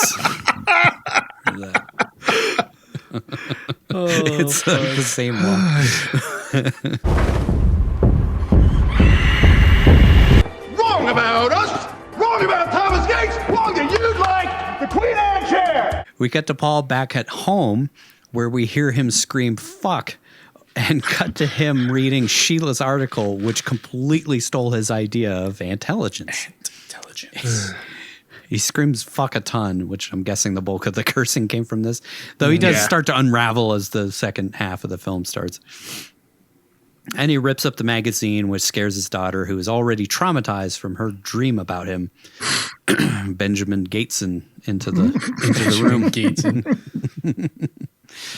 We cut to a student of Paul's answering her door to find Paul outside, and he asks if he can come in as she hesitantly lets him in. Once inside, he says she's just so fucking stupid sometimes, and that it was a mistake to let him in. Paul then starts choking her and throws her up against the wall. And then we cut to another student in the halls of Osler University, where Paul pops out like fucking Jack Torrance in The Shining from the shadows and smashes him upside the head with a hammer and brutally beats him to death, like hitting him in the face with the hammer. Like, it just really takes a turn. Yeah. It's very different from him just kind of walking around in the background. Anyways, that's the same thing I picture every time I hear somebody on a speakerphone in public transit. Beat the fucking fuck. We cut from the nightmares to Paul showing up to teach his class, only to find it's mostly empty. We see him in Brett's office, where the dean explains that his students are having horrible, sometimes sexual nightmares about Paul and don't feel comfortable being in his class right now. Paul is upset that having some bad dreams caused the students to bail and thinks they're overreacting. He's taken aback when Brett says they need to consult HR on the next steps, which caused Paul to lose it. He says, "Do you, Brett, as my friend and not the dean of Osler, think we should pause the semester because some students are having bad dreams?" It's just like, I think that's kind of the thing of this, is like it is traumatizing, but at the same time it's also trivial, but also not. I don't know. It works on a lot of different levels. It's like it feels so real when it's happening to you. Mm-hmm. But at the same time, it's like, it's like if you just imagine somebody doing something bad, but they never actually did anything bad, but you're just fucking so mad about it. Like, I don't know. I mean, we're all in relationships and we've all had our significant other have a dream where we did something horrible and they wake up actually physically like angry at us. Yeah. It's like, it's real, but it's not. So I don't know. It's weird. It's a really thought out device to get this idea across, which I feel like it goes over a lot of people's heads, unfortunately. Which is why you watch a 3-hour podcast about us explaining it to you. Even though we're probably not actually getting to the heart of the whole thing. No, not at all. Nope. I feel like there's a lot of stuff that we miss from this. Yep. With a lot of the things that we talk about. Brett says the students have been traumatized, and Paul says trauma is a trend these days. It is a joke. Everything is trauma. Arguing with a friend is trauma. Getting bad grades is trauma. They need to grow up. Just not far from the truth. Yeah, no, that's pretty accurate. Everybody wants trauma and a mental disorder nowadays. I don't know when that started, but when it became monetizable online, I guess. Yeah, true. We cut to Richard's, where Paul and Janet show up for their scheduled dinner party, the famous dinner parties that he's never invited to. Paul enters and says, "Richard, it's been too long," doing that same goofy head move. So you know he was practicing it in the car. Yeah. I love that callback. Paul asks where everyone is, and Richard explains they thought it would be nicer to have just the two couples instead of having a whole group. Mark Coppola was busy. Paul says, Okay, yeah. More wine for us. Yeah.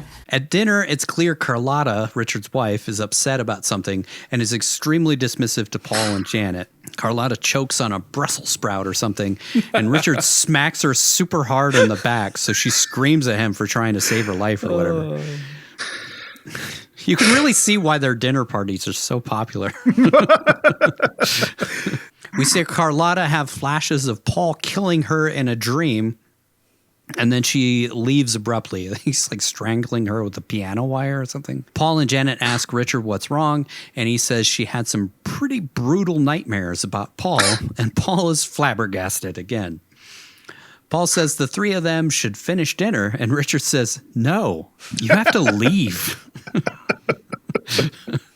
He's been waiting for this moment forever.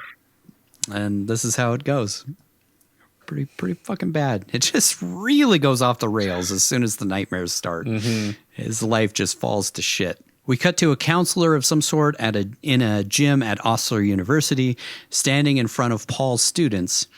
She says she wants to do some exposure therapy to help them get over all of the Paul killing and raping them in their dreams stuff. She starts by showing them his picture while they all avoid looking at it. Then she invites Paul into the room from the other side of the gym. He comes closer to them, standing like 50 feet away. Then she says for him to come a little bit closer, a little at a time, before he addresses them by saying, "So," and then everybody just stands up and leaves the room. That happened. That's what he was going. That's what he was going to say. The end of his line. Yeah. That's why they left. Like, bear to hear the next part. That movie sucked. Fuck you. Fucking terrible. I don't know. I'm traumatized from having watched that movie. Yep. Imagine that being your nightmare endlessly every night. It's just random scenes from Spirit of Vengeance. Act 3. It's about time to wrap this thing up. Paul leaves the university to find a ton of students outside watching him and discovers they wrote "loser" on his car in pink spray paint. He turns around and yells, "Hey! Hey! Who did this? Tell me now! Stop being little fucking brats! Who the fuck did this?" While they all film him on their phones. They yell after him that he should just quit, and he jumps in his car and drives the loser mobile home. I love that he doesn't get rid of it right away. There's no paint or anything. At home, Paul explains that he's been put on temporary leave, and he says that he might not go back to work, but rather will go all in on that book no one wants that someone else pretty much already wrote. Hannah asks what Paul did to make everything change, and he says nothing. But we all know that's not true. He came in his pants. The ultimate sin. Anna says thousands of people on Twitter are posting about Paul raping and torturing them in their dreams, and Paul yells at Hannah frustratedly not to bring up the dreams at the dinner table again. Janet asks if Paul plans to clean Loser off the car, and he drops his fork in frustration. No, that means he has to do something. So he's not going to do it. Yeah. We cut to Janet finding out that she's been dropped from the museum project that they didn't even want to put her on, but she sort of talked her way into it. Since Paul is now a literal boogeyman, and her boss says, yeah, I'm against cancel culture and all that stuff, and goes on to say how she should keep a low profile till the scandal situation blows over. Yeah, this is where we really get to the crux of what the film is about. Mm-hmm. And what he was trying to kind of convey to people. Mm-hmm. It's like sometimes you can basically not do anything wrong, but the whole world turns against you and you're canceled. Yeah, like Diddy. I was going to say more like, I don't know. Weinstein. I'm not going to say anybody's name. No, but like Cosby. I feel like there were a few of them like towards the end where it was kind of like, I mean, really, does this warrant canceling his whole future? Mm-hmm. But, at the same time, it's like they did some pretty fucked up shit. But at the same time, it's like, yeah, lots of people have done that kind of shit in the past, and nobody's like stripped their entire livelihood away from them and made them persona non grata everywhere they go. Yeah. Mm-hmm. We cut to Paul tucking in Sophie, who says, they call you Freddy Krueger at school. And Paul asks if she thinks of him that way, or that he'd be capable of cutting off someone's toes and eating them. She says no, and Paul says dreams are just hallucinations brains have while we sleep for housekeeping purposes, and she asks then why he's so mean in the dreams. Paul says the dreams are other people's dreams and he has nothing to do with them. In bed, Janet asks who Molly is, and Paul is shocked, and she says, you have texts from someone named Molly? He explains that she's just the assistant at the agency and is setting up a call, but she seems skeptical since he's never mentioned her before. Just reading his phone. Yeah. Either now or has always been. Wonder what she said, or if she was like apologetic about what happened or what. Yeah. And she read that. I'm sorry you came in your pants. That's my fault. I shouldn't have been so hot. It's okay, Molly. I understand. Oh, I came again. We see a little montage of Paul sitting around the house playing piano, walking on a treadmill, and trying to get in touch with old friends who don't hate him. I'm pretty sure they all hate him. Yes. Everybody he's well interacted with. Dream. Yeah, everybody he interacted with in his past life seems to not like him. Yeah. So. Yeah. We see Paul this seems to be like what life is actually like for people who are canceled. They just can't really do anything. Nobody wants anything to do with them anymore. Like you can't go hang out with them because someone's going to see you hanging out with them. And, by the way, I'm not saying that those people don't deserve that. I'm just saying that canceled. It's a study of it. This is a study of what. Anyways, next time on One Cage, we'll have a new third host. And by the way, we're not. I'm going to say innocent of it because we crack jokes about people all the time that are like the one defining terrible thing they did that shouldn't wreck their life, but we do it. So it's just what everybody does. Yeah. This film just kind of makes you think about that a little bit. Yeah. Sorry, Brittany. We see Paul on a Zoom meeting with Trent, and Molly says hello, which makes Paul cringe a bit and come in his pants. The big brains at Thoughts try to get ahead of the PR nightmare of Paul being filmed freaking out at the school, and Paul suggests they do the Obama thing, which of course is now off the table. Which is probably never on the table, but they just thought big ideas. We'll get Obama wanting a Sprite. Trent suggests they do a complete 180 and embrace the alt-right instead. Paul says, guys, no, I hate that idea. And he says he doesn't want to be some culture war person. Then Trent says, this is going to go right against what you're saying right now, but there's a chance we think we can get you on Tucker Carlson this week. All this while Paul looks mentally and physically nauseated. Mary says there's also France, since they seem to love him over there for some reason. Paul asks if there's a charity he can donate to or something that might seem apologetic. We just hate PR so much. It's just shitty. We see Paul at a diner having a meal and reading a book. Is this the zebra book? I can't remember. Yeah. That's where it shows up. The ulcer book. But he's interrupted by a waitress who says that some people have complained and they want him to leave. Paul says, if they're so uncomfortable, maybe they should leave. And says he hasn't done anything wrong, so he's going to stay and finish his meal. Then some old skinhead-looking guy walks over to his table and says, no one wants you here, man. And when Paul refuses to leave, the guy just spits in Paul's food. Paul gets mad and dorkily chucks the food at the guy. We quickly cut to Janet picking Paul up from the hospital, where we see he has a black eye and a busted up face. I love that, like, effeminately throwing the food at him. Janet suggests Paul make a public statement or something to get control of the situation, but he's upset and says, I should apologize? Take a look at my face, for Christ's sake. Janet says he's not alone in this and that she almost lost her job and the kids are being picked on at school. He says things might not be better even if he does apologize, and when she pushes him further, he says, Would you fucking stop? Cut to Paul sleeping on the couch. Next, we see Paul taking a run at their suburban neighborhood before suddenly having an arrow shot into his arm. He turns around and we see a man in camouflage and a baseball cap walk up from behind a tree carrying a crossbow. It's the weatherman. He's been practicing archery for 20 years. Paul starts running again, and again he's struck with another arrow in the shoulder blade. He makes it all the way to his backyard of his house and slumps down on a step while trying to pull out an arrow. He looks up to see a man in camo standing in front of him, and we see that the would-be killer is actually Paul, revealing he's finally having one of the nightmares everyone else is having, and I'm not talking about his regular waking nightmare. Killer Paul shoots sniveling Paul through the throat, and we see Paul dying on a stage while an audience applauds his death. Quick fact that I just remembered, this was actually Christopher Borgley said that this is a recurring nightmare that he has all the time, and that's why he put it in the film of him being hunted. By himself or just by just some no-faced person coming after him. He said after filming this, he hasn't had the dream since. He had it all the time, and then suddenly the dream stopped, and he was like, maybe this was like the most expensive therapy session ever, working through whatever I was working through. But after filming it, he stopped having the dream.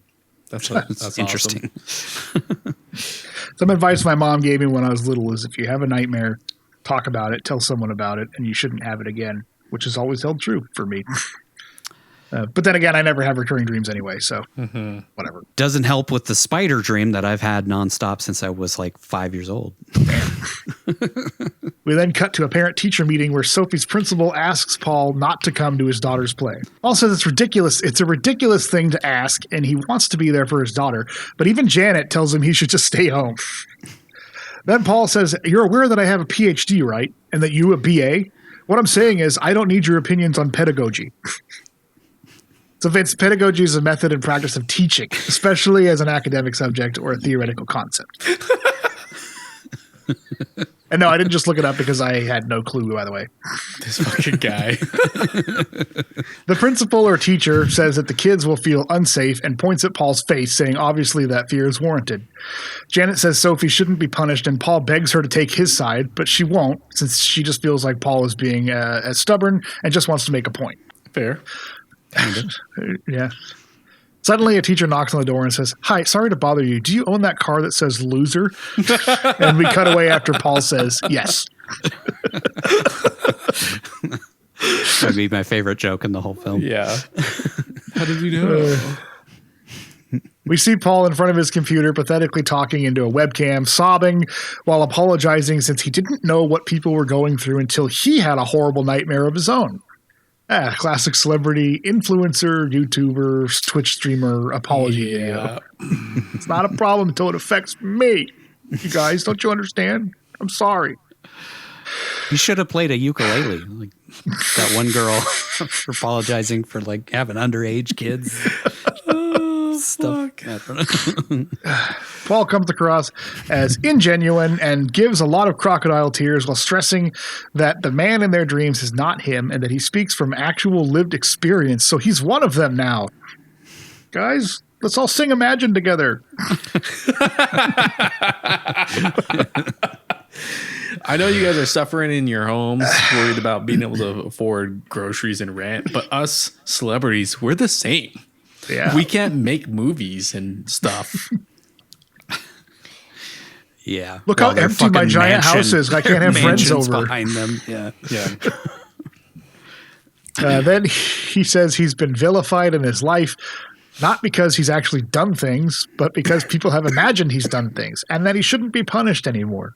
Anyway, his whole apology is so pathetic that Hannah says, I'm actually going to have to kill myself while watching it. And Sophie clearly thinks her dad is a loser now, too. Janet tells him the video was completely insincere and self-serving, and that she's embarrassed to be married to him now. Self-servicing. Yep. Paul shows up to Brett's house, where we see the Kawasaki in his garage, which I thought was a nice touch.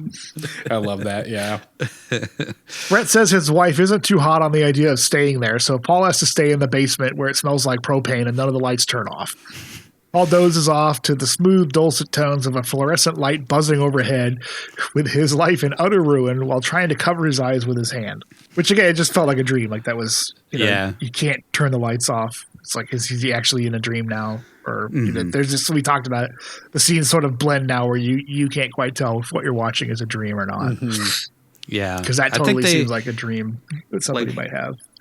They did a great job with that of from the beginning, the dreams are filmed exactly the same way with just like subtle cues that they're dreams. But at this point, we don't really know what's reality, what's a dream. I don't know.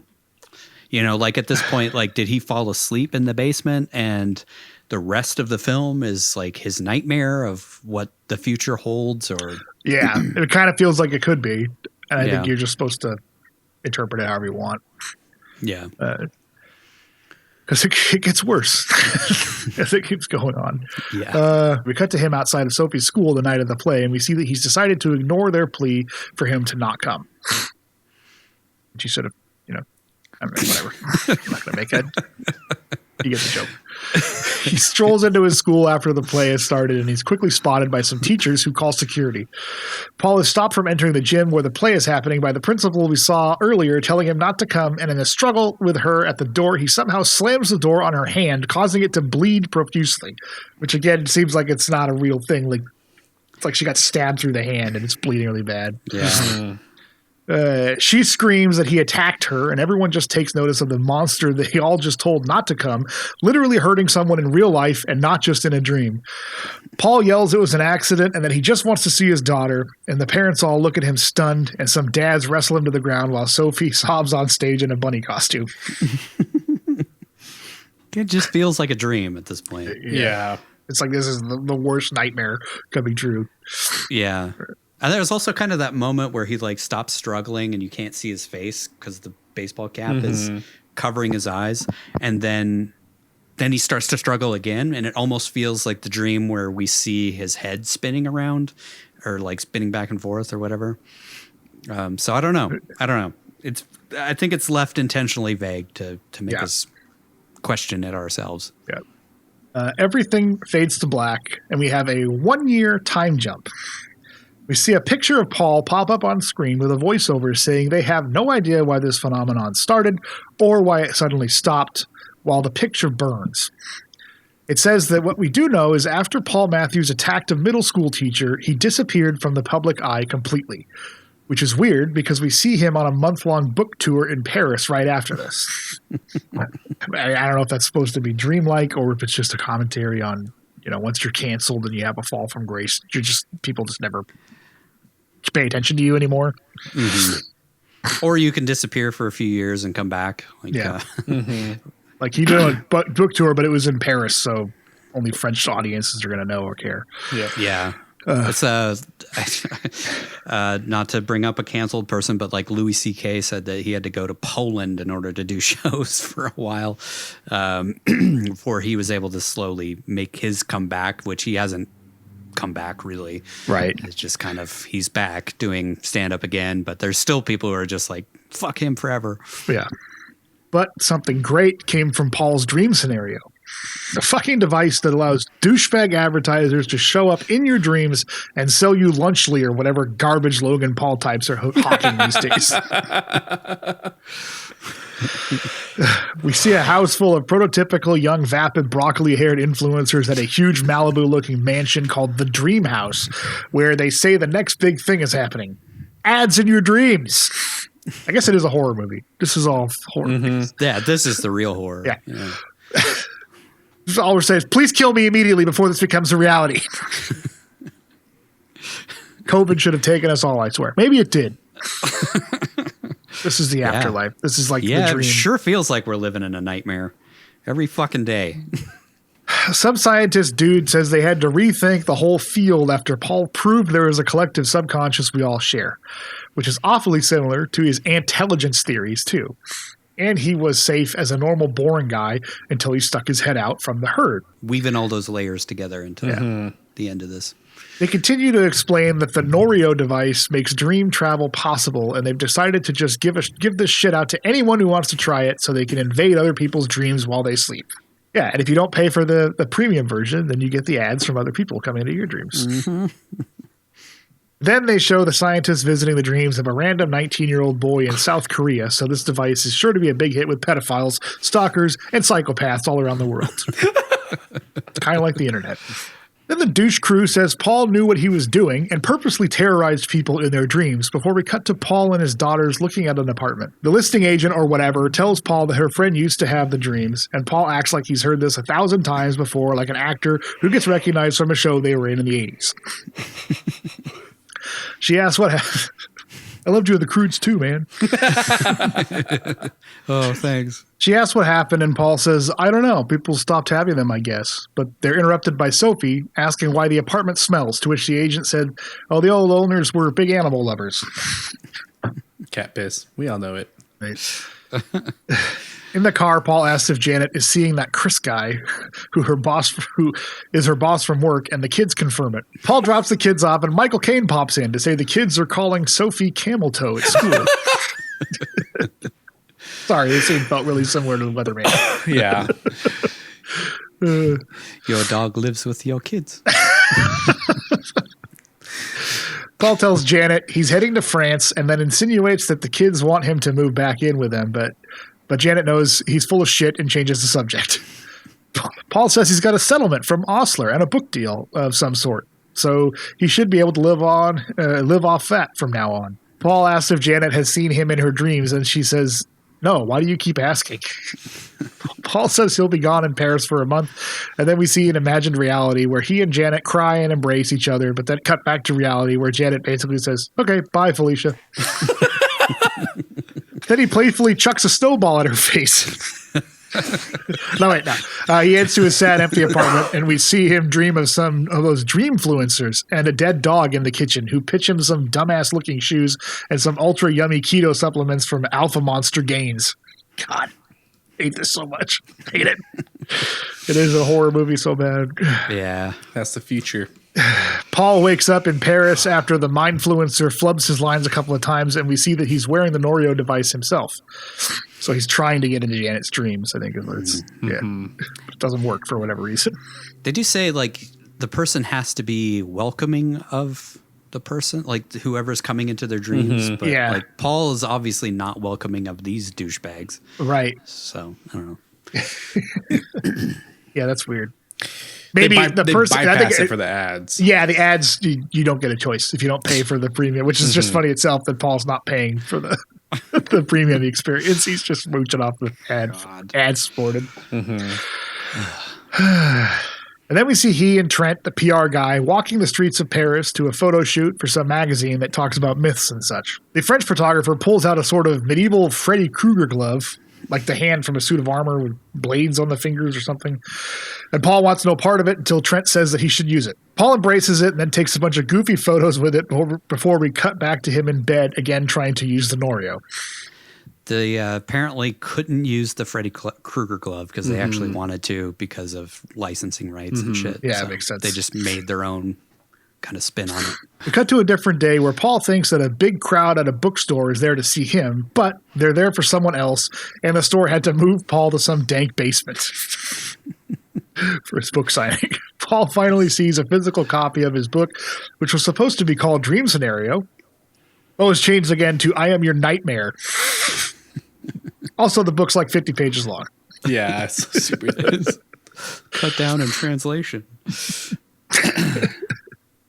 If you know anything about French, know that is not how French translations go. They get longer. Paul reluctantly embraces the new name since it works better for the demographic they're going for, and because he's a milquetoast piece of shit who just goes along with everything. And during the signing, one of the shitty lights in the shitty basement he's signing for his shitty book falls and bashes him on the head, because Paul's life is absolute shit now. Back at the hotel, we see Paul remembering what his life was like before all this started. And then he again tries to use the Norio. And we see that this whole time he's been trying to get into Janet's dreams. The tutorial he's listening to on how to use the Norio says it's pretty much impossible to enter someone's dream who doesn't welcome your presence. But we cut to see Paul saving Janet from being burned alive, just like she said she wanted to, when fantasizing about him showing up in her dreams earlier. He also shows up wearing the giant oversized suit from the Talking Heads video that she wanted him to wear. And she gives him a big smile. We see them dancing in the street together, and Paul tells her, "I wish this was real," before he starts floating into the air, and we cut to the credits while City of Dreams by Talking Heads plays us out. The end. Perfect song to end on. Dream Scenario definitely leaned heavily into the Freddy Krueger vibes. And why not? The man is a legend. And if you're looking for a late Christmas gift for me, or for a loved one, I guess, you can get yourself a screen-accurate Freddy Krueger glove on EntertainmentEarth.com. Entertainment Earth has a huge selection of Nightmare on Elm Street masks, bobbleheads, action figures, and more. And if creepy burned-up pedophiles aren't your thing, they also offer tons of items inspired by comics, pop culture, collectibles, and everything in between. And make sure to enter our coupon code CAGEPOD to get an extra 10% off all in-stock items at checkout.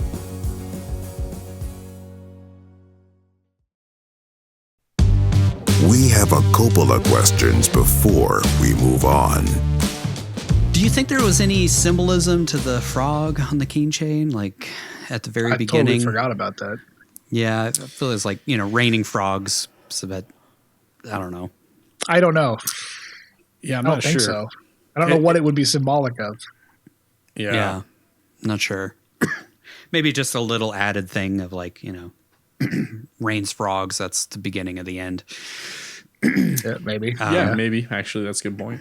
There's a lot of those little things I feel like throughout. There's so much symbolism in the background of this thing. Do we think it's supposed to be cyclical? Like him floating off into the air at the end, and is him falling down into the pool at the beginning, and it's just supposed to start all over like it's a recurring dream?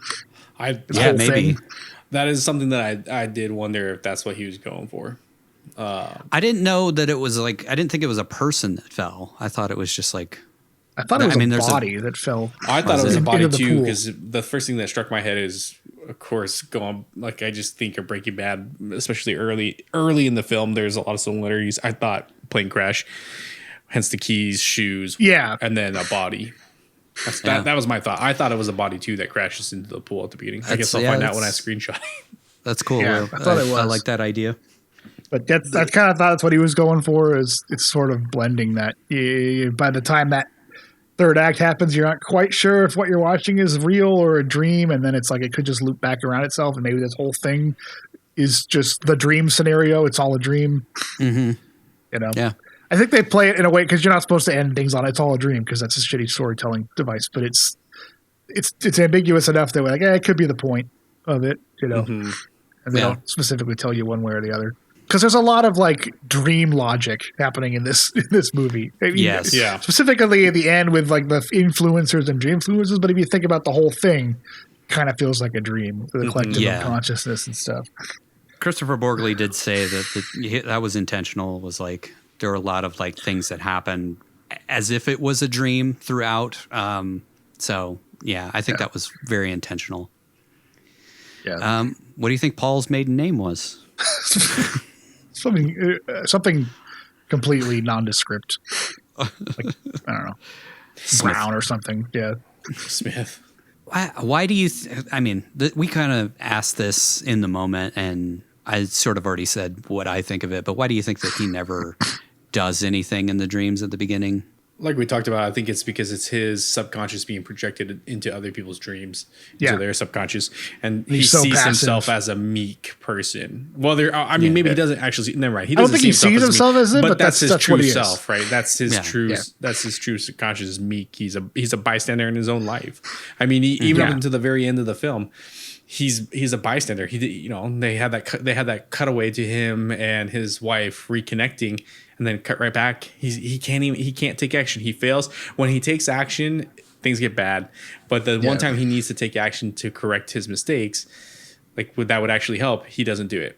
He only takes action when it's going to ruin his life or lead to consequences that he'll have to try to overcome. Yeah. From coming in his pants to making that cringe video to showing up to his daughter's play. All those decisions that when he finally does take action, to throw in the sandwich at the guy, when he does take actions, he takes the wrong ones and it results in him having a worse time because of it. Yeah. I also, I feel like it's also, like I said, it's just kind of an innocuous person, like a celebrity in the background of your life that you don't think about until they start doing something terrible, and then suddenly you're focused in on that person. Yeah. I mean, I think it's also just, like you said, when he does take action, it gets amplified by the dreams that then come after that. So when he actually tries to go cheat with his wife with this girl, it comes in his pants and fails and stuff. Then the dreams start to take on like sexual nature that they start talking about. Like everybody starts having like rape dreams or him screaming when he's in the hotel that night, turning very negative. Then everything starts taking on the negative slant. And then when he, throws the food at the guy and gets beat up, then it's like, maybe it's a dream that comes at that point, but then people start, I lost what I was trying to say. When he finally takes the action of storming in on his daughter's play and injuring the woman and all of that, then he just loses everything. Yeah. He actually hurt somebody in real life for the first time. Yeah. But then it stops the dreams for some reason, Yeah. If it's still actually happening and not all dreams at that point anyway. But that's another question I have is like, did we shift and we're just now watching his nightmare in his head? Like how much of this is real, or is any of it real? Did the whole thing with Molly even happen? Was that just him fantasizing about it? Yeah. And he's that feels so like good dream at lucid logic. dreaming. He projects it to happen. Like, I don't know, maybe, cause she makes that statement of like, no, you're not good in my dreams, and then he kind of fantasizes about it being a sexual thing. And then maybe that's all just fake. And like, it's just his imagining of what her dreams were. I don't know. I think that's intentionally left vague, so we never really get a sense. Like, I think we're supposed to feel like we're in a dream throughout the whole movie anyway. Why would thoughts still be working with Paul after everything? Is it because they signed a contract when he was hot and now he's like not, and they still have to honor that contract? Yeah, I mean, you'd think they were smart and they'd have a clause where they can cancel the contract based on events, but, maybe not. Then there's like that cheesy saying, no publicity is bad publicity, which is not true in cancel, especially when it comes to cancel culture. Which I don't know. To me, that leads a little more credibility to the fact that the third act is a dream. He's in a dream. He's dreaming. Yeah. Now. Why would the head of the PR agency go along with him? Like, right. Yeah. Take him to Paris and hang out with him in this shitty book selling book deal. So, a lot of dream logic there too. So it's one of those things where it's like you're watching it and you just kind of accept it, but when you think about it, it's like that doesn't make sense. And like the light falling and hitting him in the head and all that stuff. Right just, in the basement, calling back to him being asleep in his buddy in Brent's basement. So I still wonder if that's the point where we switch. That's what I felt like. Even Christopher Borgli also said that there was he was like, I was about to give something away, but I'm not going to give it away. And I think that's what he was alluding to was like, can't turn the light off. That's the signal that he's living in a dream now, or we're watching the dream. I mean, just like if you really think about the fact that somebody can wear a device on their hand and enter people's fucking dreams, that's some pretty hardcore dream logic. And also speaks to his intelligence idea of the collective unconscious. So it calls back to that, and it gives him a convenient tool to take action in his dreams. Because he can't take action in real life to win his wife back. That's a good point. I mean, because he had that opportunity, he pissed it away, and so now he's so incapable of making good decisions in real life. He has to resort to the dreams, and it's also like that dream logic. Like, hey, if I can enter her dreams and give her what she wants, she's gonna want me back. She's gonna take me back. Mm-hmm. It's gonna negate all the negative shit that I brought into our lives this past year, and she's gonna be like, "Oh my God, I want you back." When clearly she's getting pounded by Chris.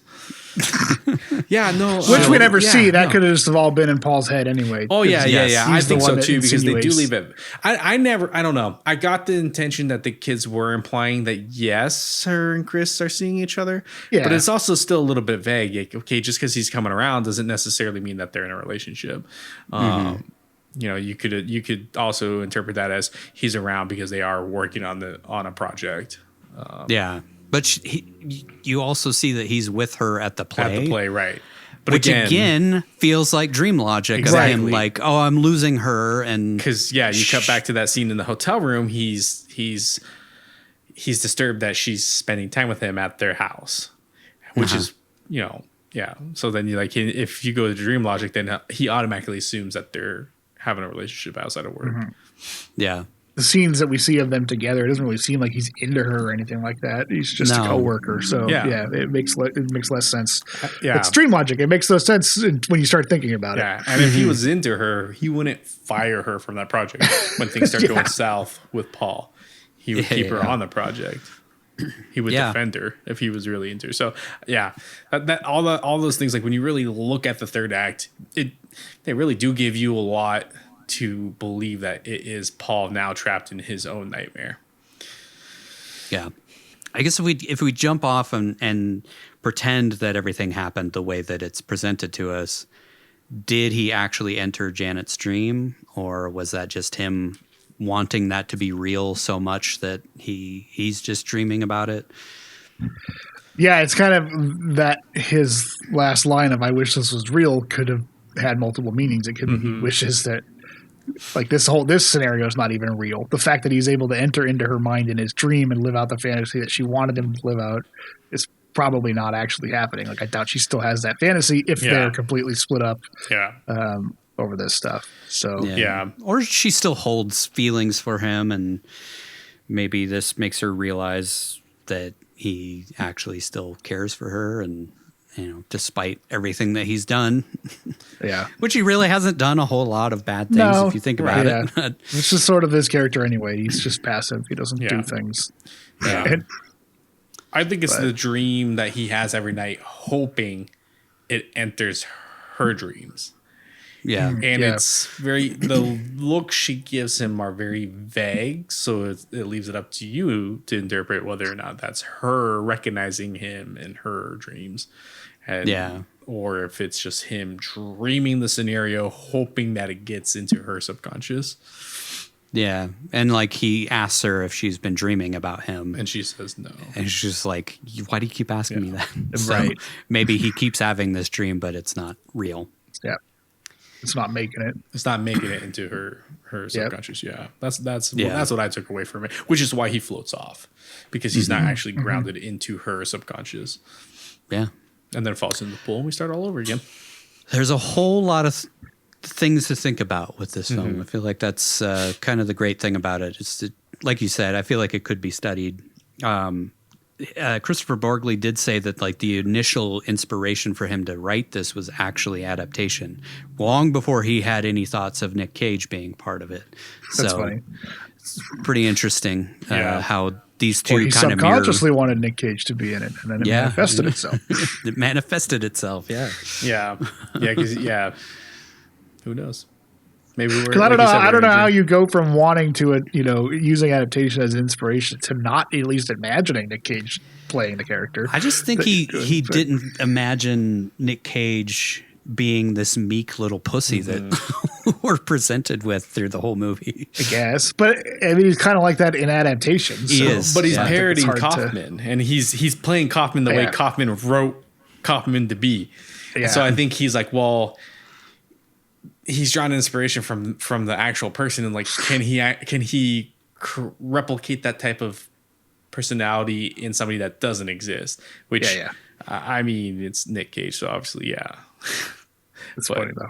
Yeah, it is funny. It's pretty wild if that's what that was inspiration, and then it ended up playing out like that.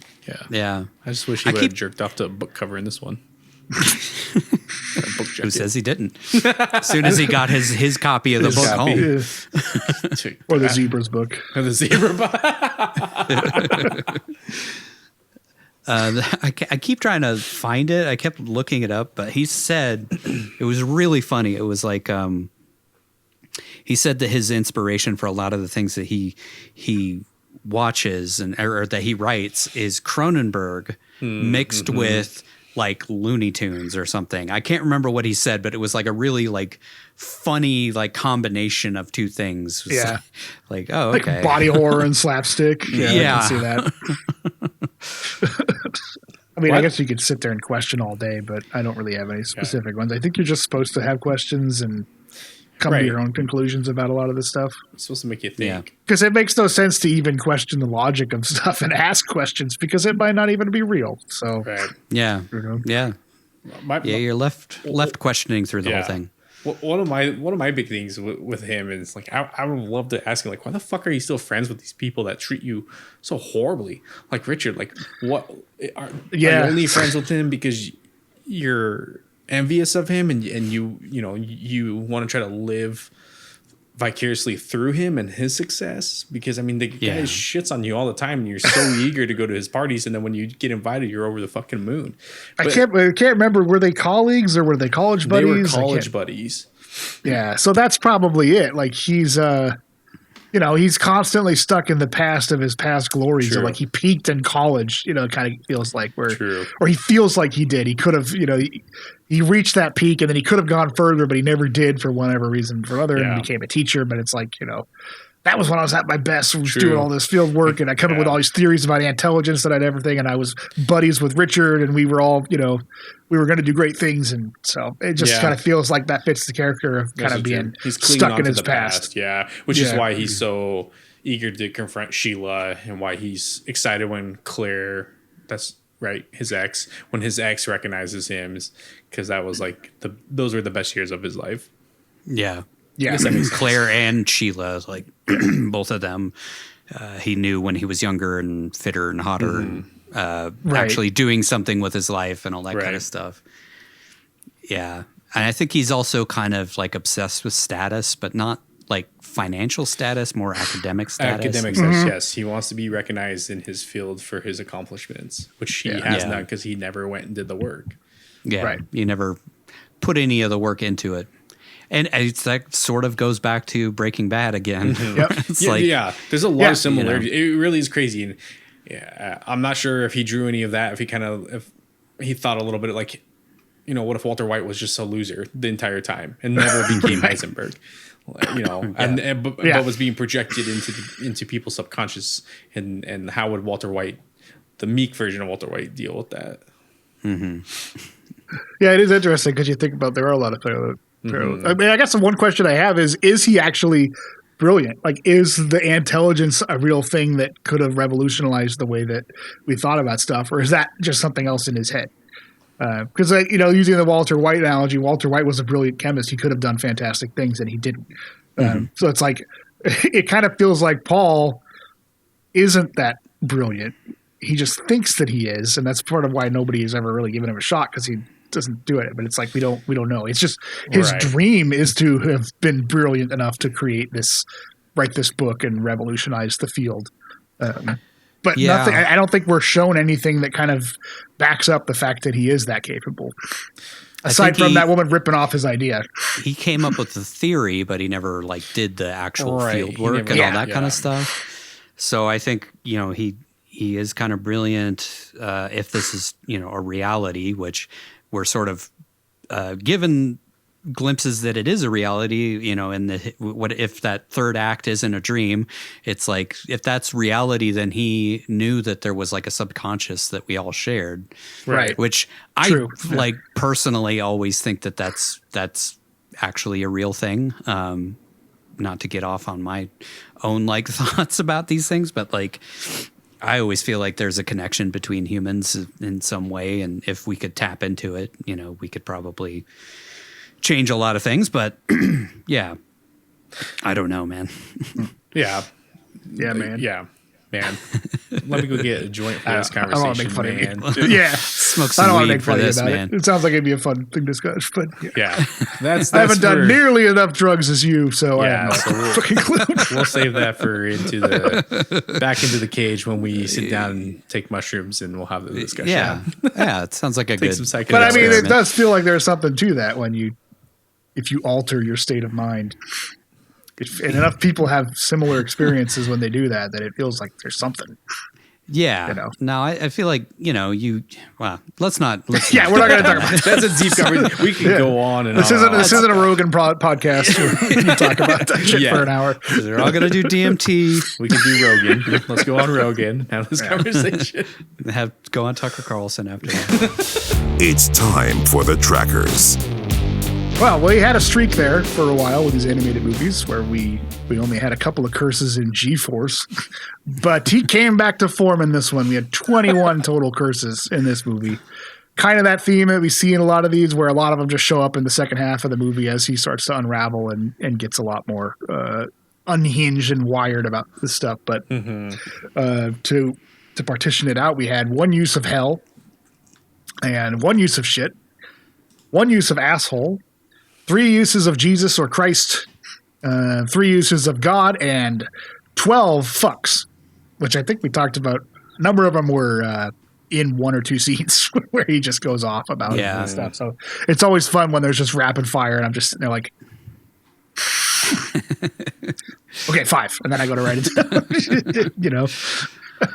I've noticed a trend through the better written films is the variations of the curses are much more like there's a wider variety. Of course, fuck always wins, but there's more variety to the cursing rather than just fucking shit.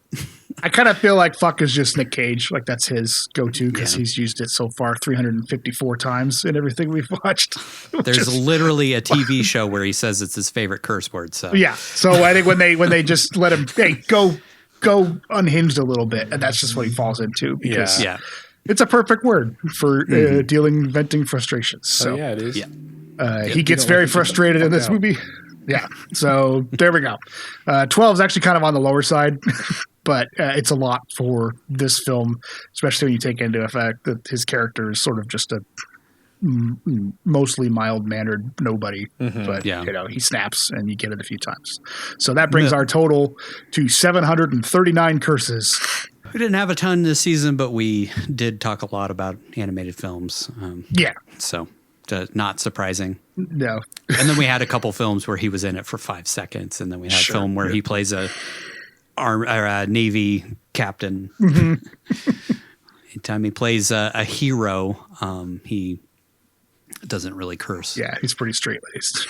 Runtime, this is 102 minutes, which is sandwiched right between Vampire's Kiss and a 3-way tie of Moonstruck, Weatherman, and Wicker Man. So about an hour and 42 minutes on this one, which is, pretty par for the course for the better films. The think pieces.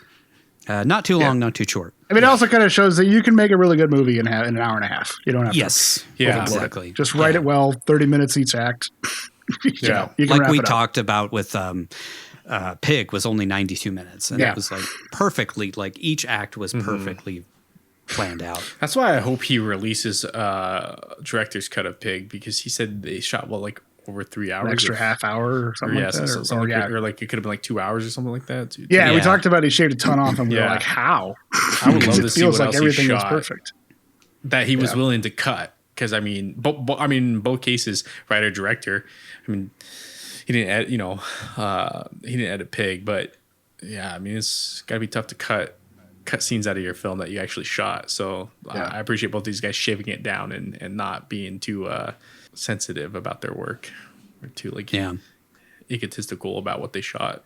Nudity, dream scenario had none, which I think it's only Sunny in this season that had any nudity. I don't think any of the other films had nudity. Never on Tuesday.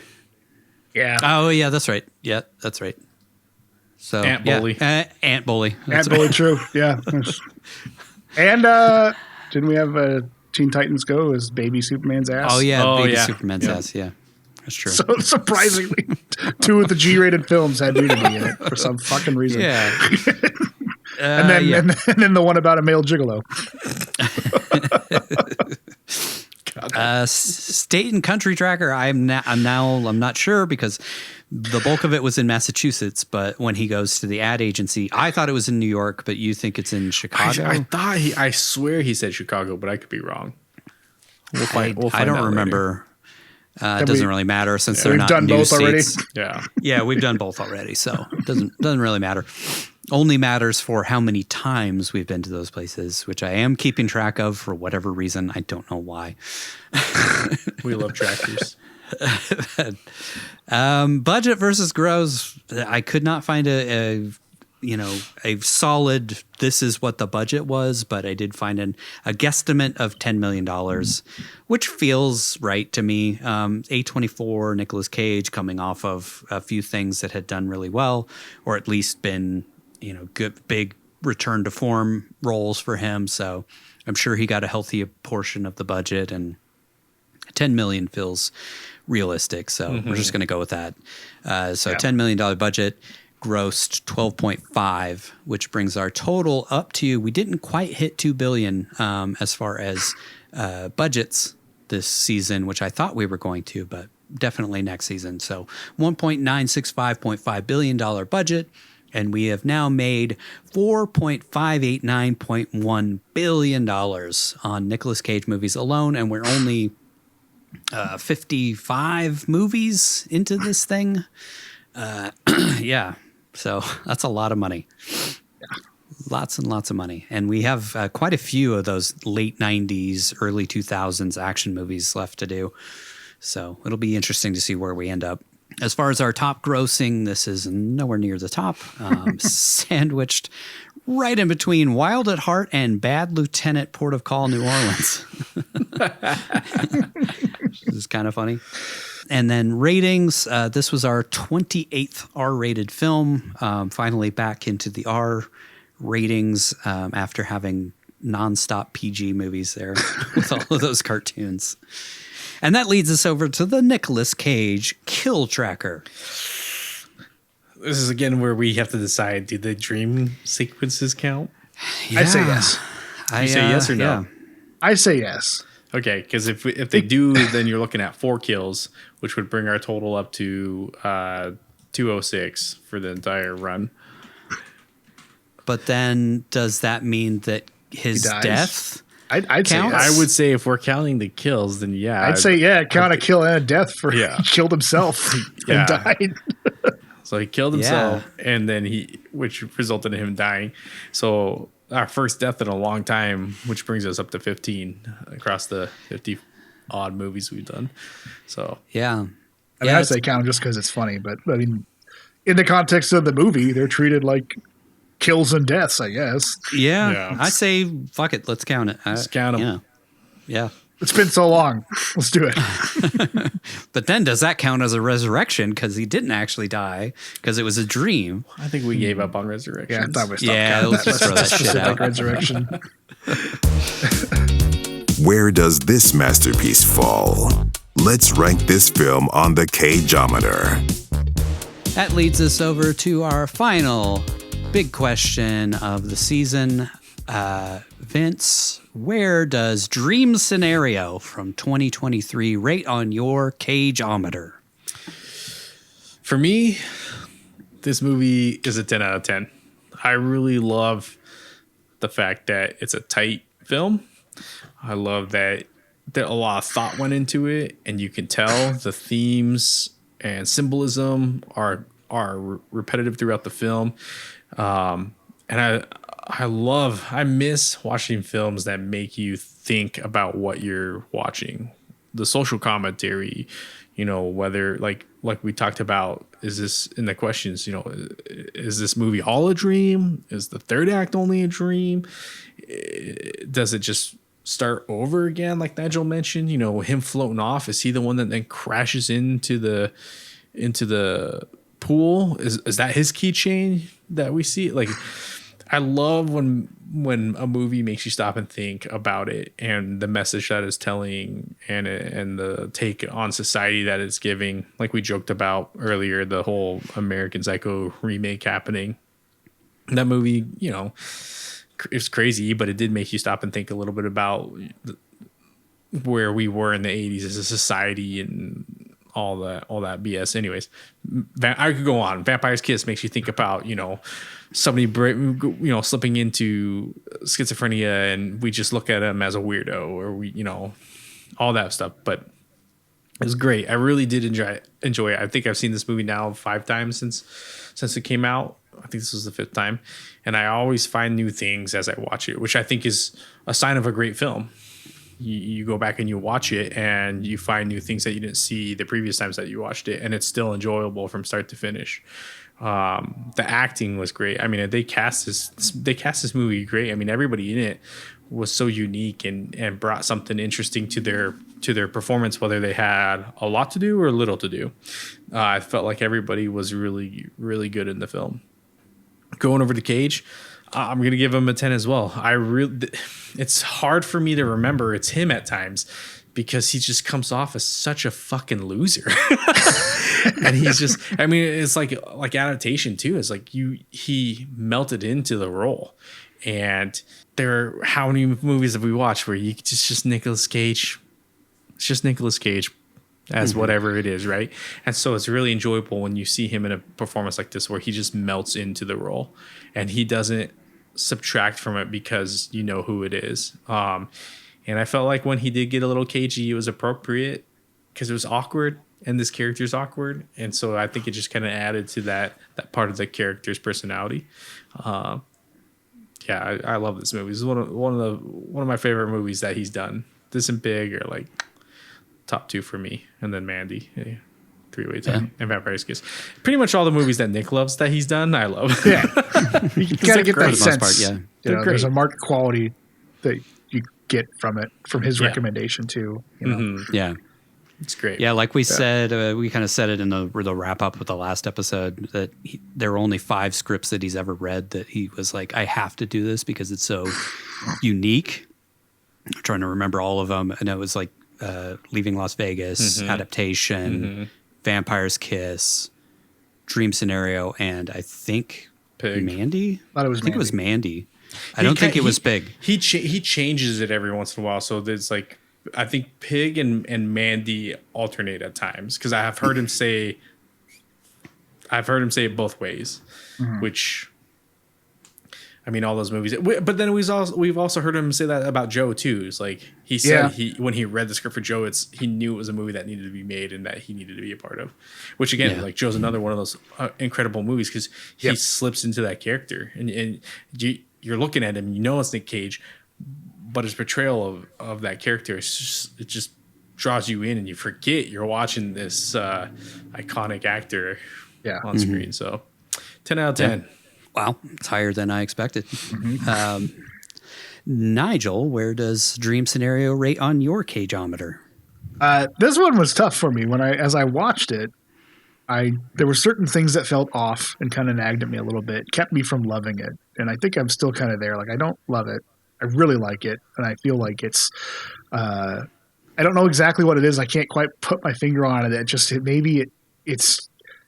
I kind of felt like if I had to complain about something, which I don't like, you got to complain about something everything these days, but it's like, it feels like it's trying to juggle a little bit too much with its messaging, and the messaging is a little bit confusing. And I don't know if that's necessarily that big of a negative, but to me, it kept me from giving it kind of that perfect score. And I really wanted to, because I'd heard great things about it, but I think I'm settling on a 9 for it because it's very smart. It's complicated.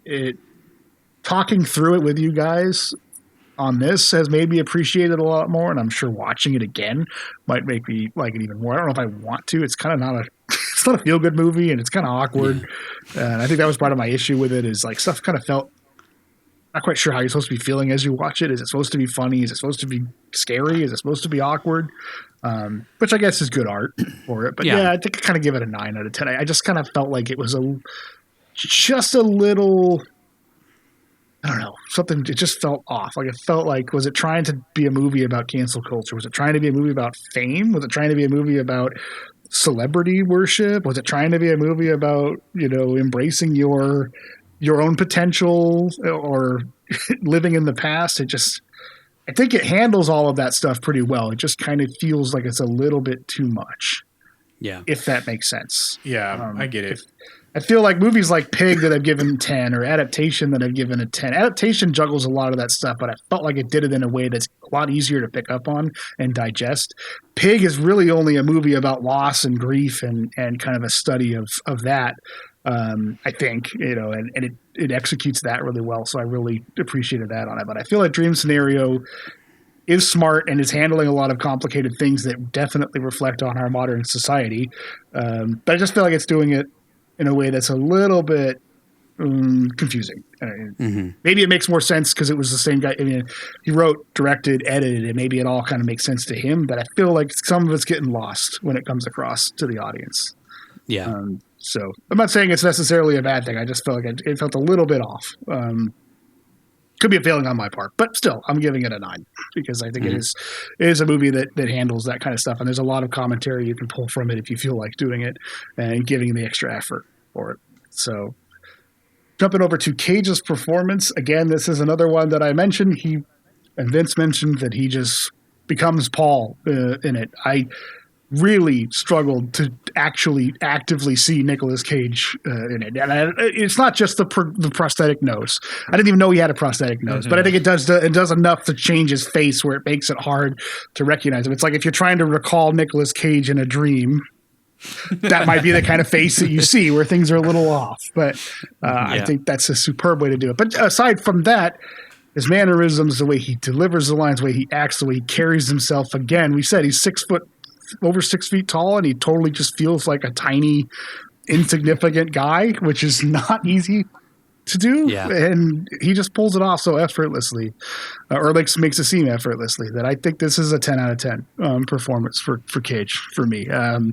It's up there with Rob, and it's up there with Andy, or not Andy Kaufman, Charlie. Donald? It's up there with Charlie and Donald, the dual roles where, if we stack them all up next to each other, and again, I'm sure there's going to be even more that'll come as we do this show more, but Rob, Paul, Charlie, Donald, they're all completely different people, and they're all played by Nicolas Cage somehow. But that was my thing that stuck out after watching this movie, is I kept rethinking about it, and I was just thinking it's Paul. I'm not thinking of it as Nicolas Cage playing Paul. I'm thinking of it was Paul living through all of this and the mistakes he made and the choices that he came to and the flaws in his character and the stuff that he was suffering. It was all, to me, it was like Paul was a real person that was going through all of this stuff. And that's almost completely on Cage's performance. I don't know what it was, if it was the magic sauce, if it was just he loved the script that much, he loved the character, the director's that good at it, writing and directing and stuff. But for whatever reason, it all coalesced into him portraying this character as an own living, breathing, flawed, frustrating, awkward, kind of sympathetic character, which I don't think can be overstated how hard that was probably to do. And you can feel a lot of things about this character, but again, that's all kind of testament to his acting of it and his portrayal of it. So,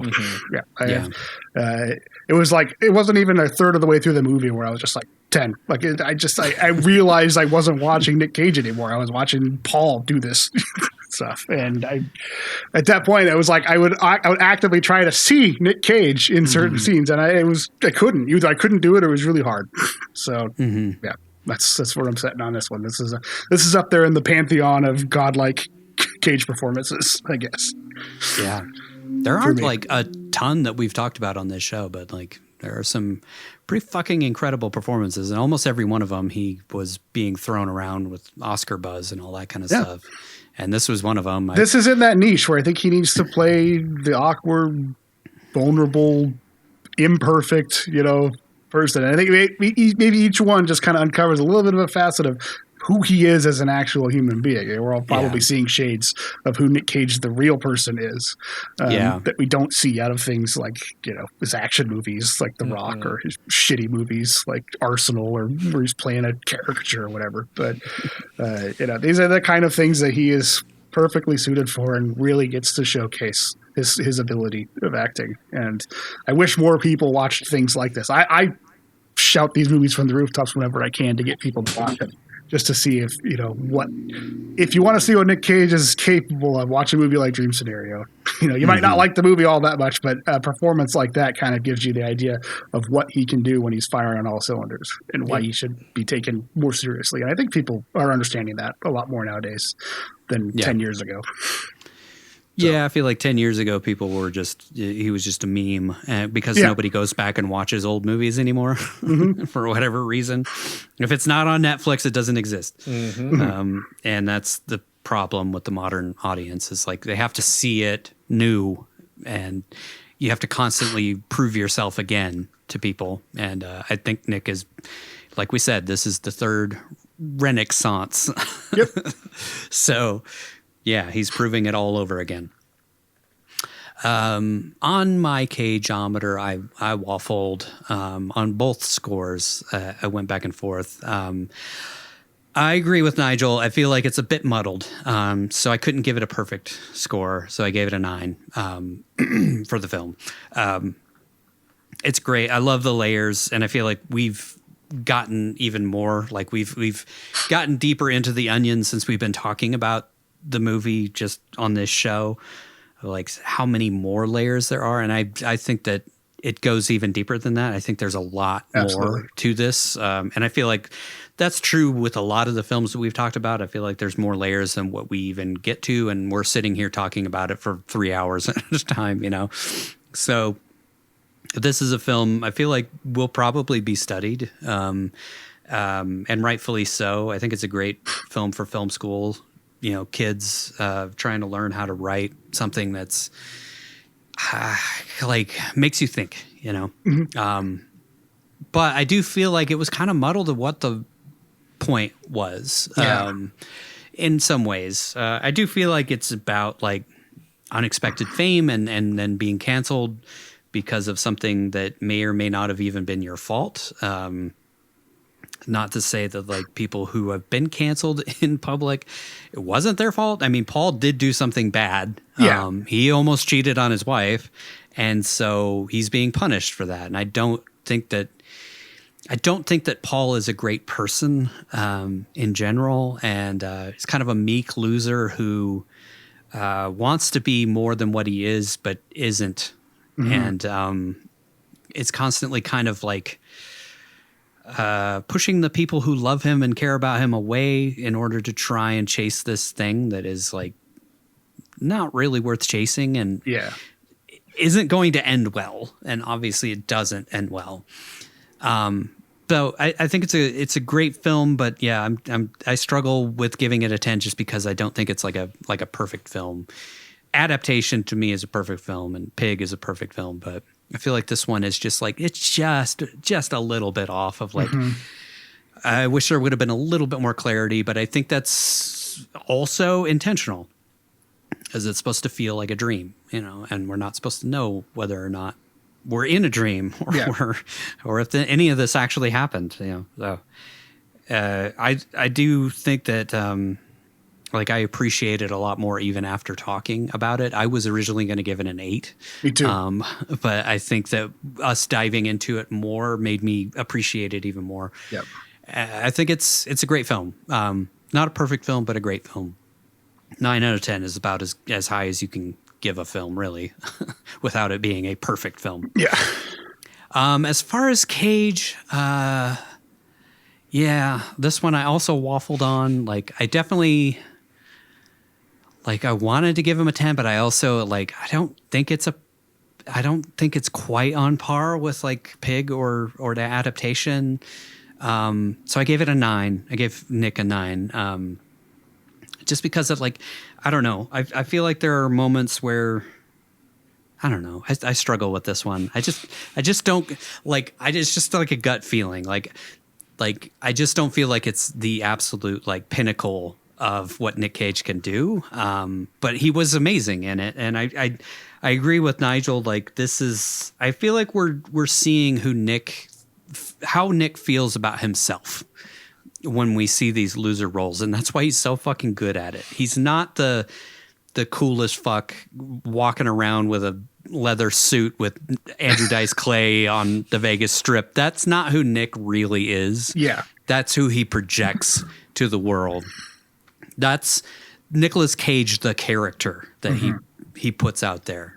But Nicolas Cage as a human is Paul Matthews and Joe and Rob from Pig, these people who are more kind of like unsure of themselves and struggle with feeling like they're adequate and having an imposter syndrome, I think. Yeah. I think Nick has that deep down to his core is like, well, I'm born into the Coppola family. He even changed his name to try and separate himself from the Coppolas. But I feel like he feels, internally, maybe this is me projecting again, but I do feel like he feels internally like he wasn't tested in order to get into Hollywood the way that everybody else was. And he was kind of given a lot of things, so given a lot of opportunities that got him where he eventually ended up. So I think this is Nick trying as hard as he can to show everybody like I'm good enough. I'm good enough for this world, and I feel like he feels a lot like Paul Matthews in a lot of things where he's like, they'll take me seriously if I do this.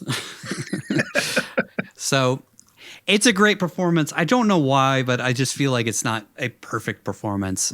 He didn't disappear as much to me as he did as Charlie and Donald Kaufman. Those are like two complete other human beings to me from Nic Cage, and Rob from Pig, like completely different human. For whatever reason, I kept seeing Nic Cage in this. And I maybe it's just because we've spent so much time with Nick over the last 4 years, but he did disappear into the meek little asshole that Paul Matthews is, but I still kept seeing Nic Cage in certain moments. I don't know why. It's just like I said, gut feeling. I just can't give it a perfect score, but again, 9 out of 10 is about as good as you can get.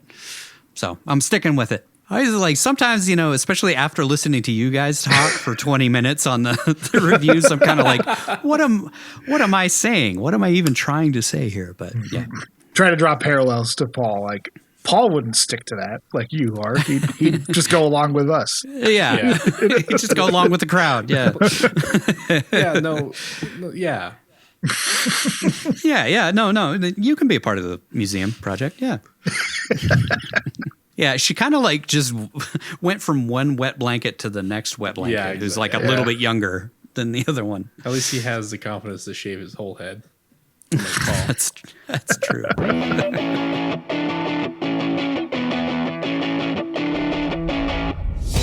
Here it is, the moment you've all been waiting for. These are the cagiest moments of the film.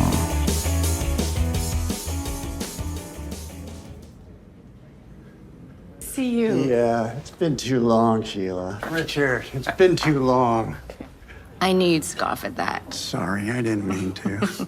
What, you want to write about me? No, I want to write about the dreams. I mean, yeah, if you don't portray me as this inadequate loser like in your dreams.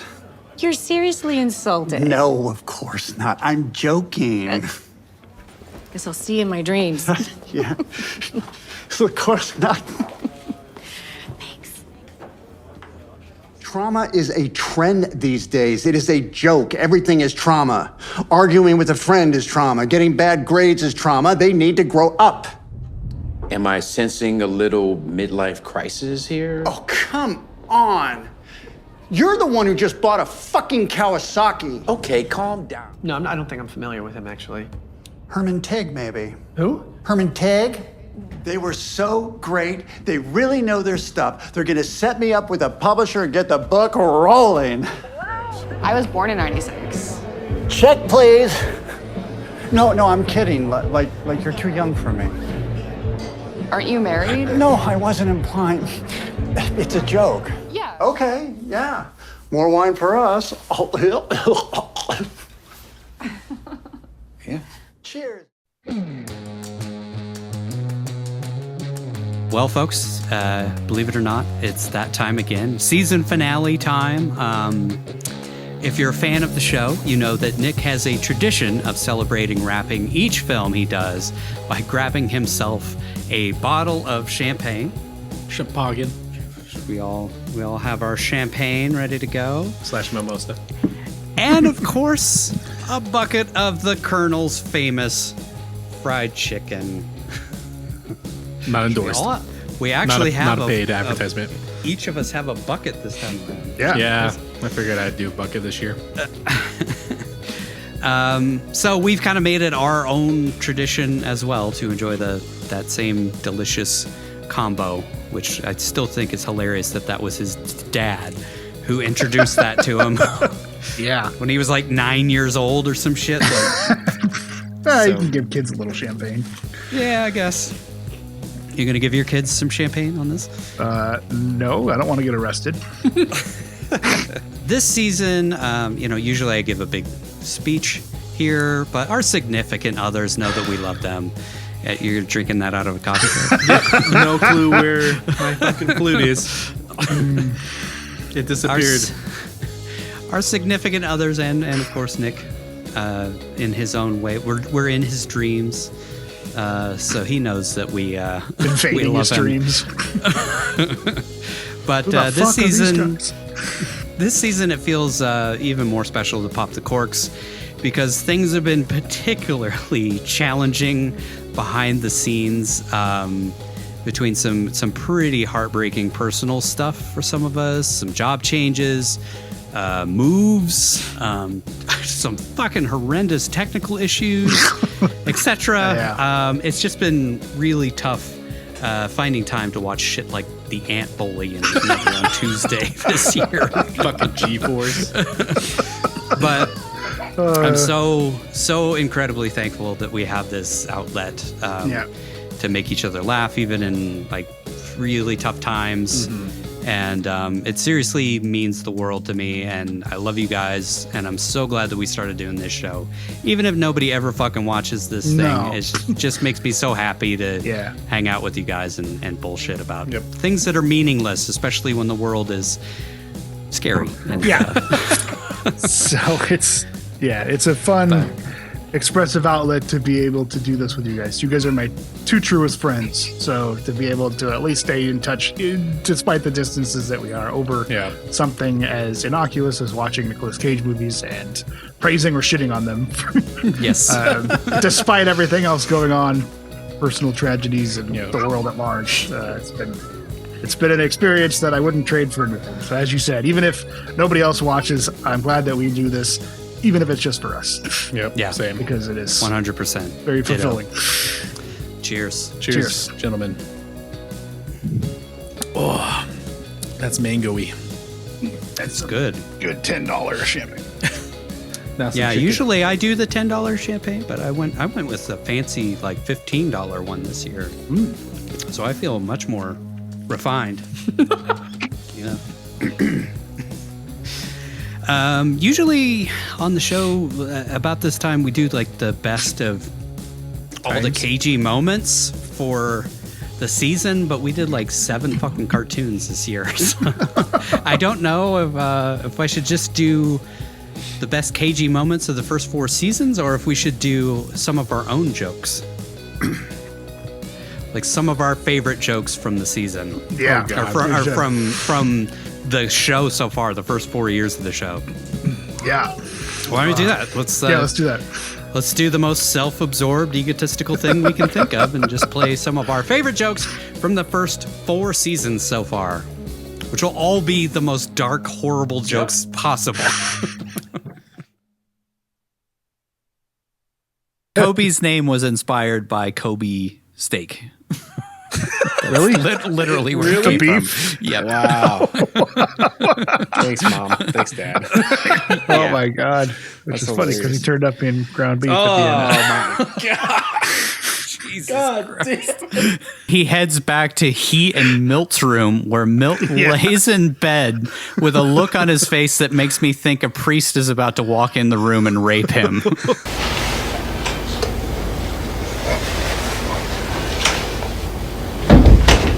I guess maybe he's supposed to be upset that his friend is dying and he wishes that he had more time with this girl. Not exactly sure what I was supposed to get from this, from that dimly lit, please don't let dad be drunk look on his face. And lets him know that Castor Troy's been having sex with her from sun up till sundown for a week. So she's had to go to the chiropractor 3 times since he's been knocking her back out nightly. I mean, he's plowing her like it's October, and she's been playing. I mean, he's plowing her like it's October, and he's been planting potato crops since March. Point is, he raped Sean's wife. Memphis then visits Angelina Jolie's character, Sway. Her character is a cross between the albinos from The Matrix Reloaded and the human personification of genital lice. Memphis, though, says she looks amazing. I'm guessing he's really into that cocaine chic American Apparel look because she looks like a crackhead raped a skeleton. He tells her about Kip and the job, and then the woman who looks like she just crawled out of a dumpster filled with old half-empty tuna cans after a fresh rain says she's cleaned up. The crew scopes out the shipping containers that they will be loading all the cars into, but are interrupted by a strung-out junkie whore on a motorcycle. Never mind. That's Sway looking like she just bathed in a vat of boiled horse semen. But then he wakes up to another phone call. Again, classic middle of the night fake out, nightmare phone call. He answers the Freddy Krueger pulls him under the water. How you doing, chum?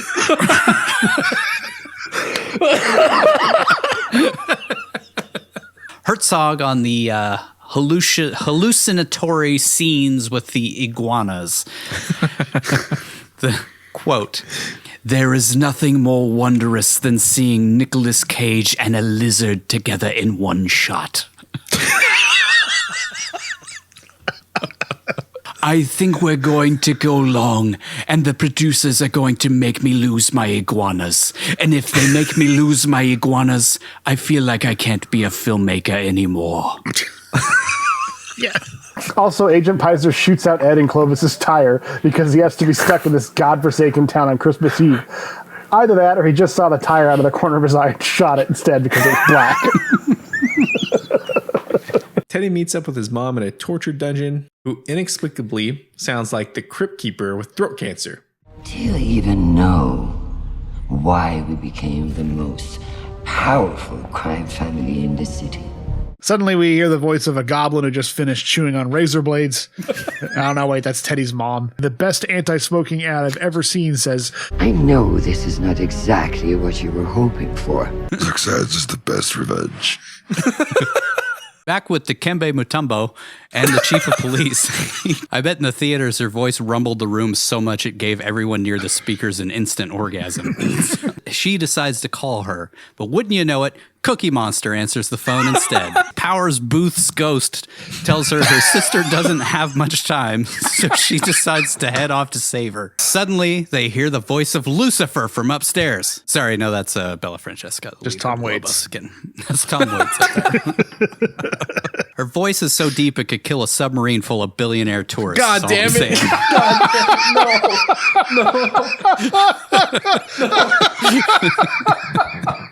Then whips out a little Dostoevsky on Malloy, who doesn't strike him. Is das guy Doi?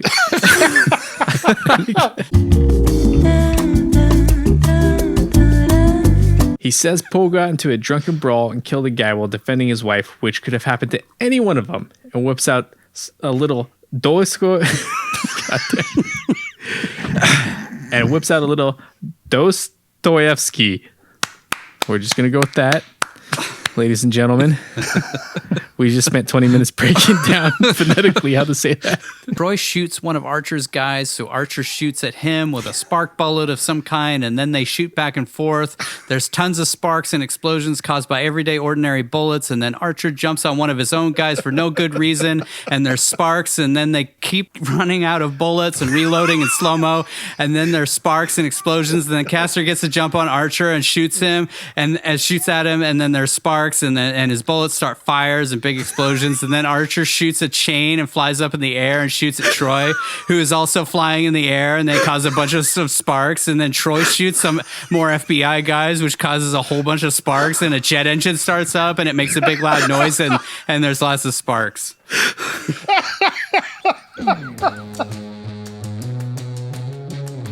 That's it for this episode of One Cage at a Time. As always, be sure to drop us an email at onecagepodcast@gmail.com to let us know if we missed anything, or hit us up with suggestions to improve the show, comments, compliments, or simply to gush about the legend that is Nicolas Cage. Next season, whenever we come back, we'll be coming back with a film that we've all wanted to talk about since it first came out. The 2024 Oz Perkins horror thriller Longlegs. Nick plays a Satanist cult leader who seems to have gone to the same plastic surgeon as Mickey Rourke. And is batshit insane in every single scene he appears in, but gives an incredible performance that was apparently inspired by his mom. Oh my God. It's a pretty fucked up tribute to your mom. Word of mouth and viral marketing somehow netted this indie art house weird as fuck film over $100 million at the box office. It was just recently re-released too, for Halloween. I know people who saw it because of that. That's it's such a weird movie to make over $100 million. I don't know. Oh yeah, great, but anyways, I looked it up, and that was the highest-grossing live-action Nicolas Cage film since The Sorcerer's Apprentice in 2010. So, like I said in the opening, the Ren-Nic-Sance ain't slowing down. Oh. That's for sure. Nope. Anyways, make sure to check it out wherever fine films are sold or on your streaming service of choice. Until then, we'll say goodbye the way we do each and every episode with our Nicolas Cage quote of the film. Cheers. Cheers.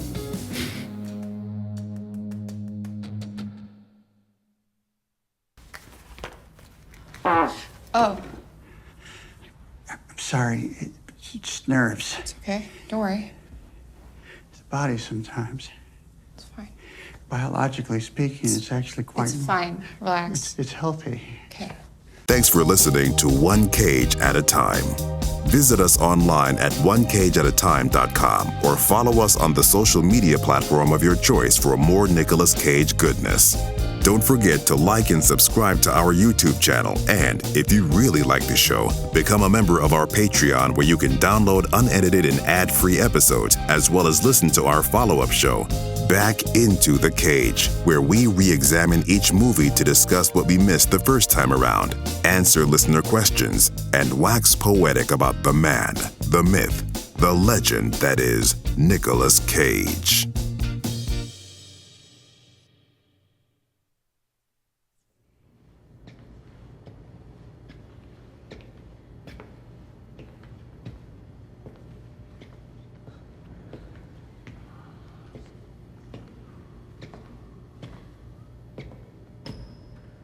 So, Leia, wait. Look what you did, Candace. You just want fun.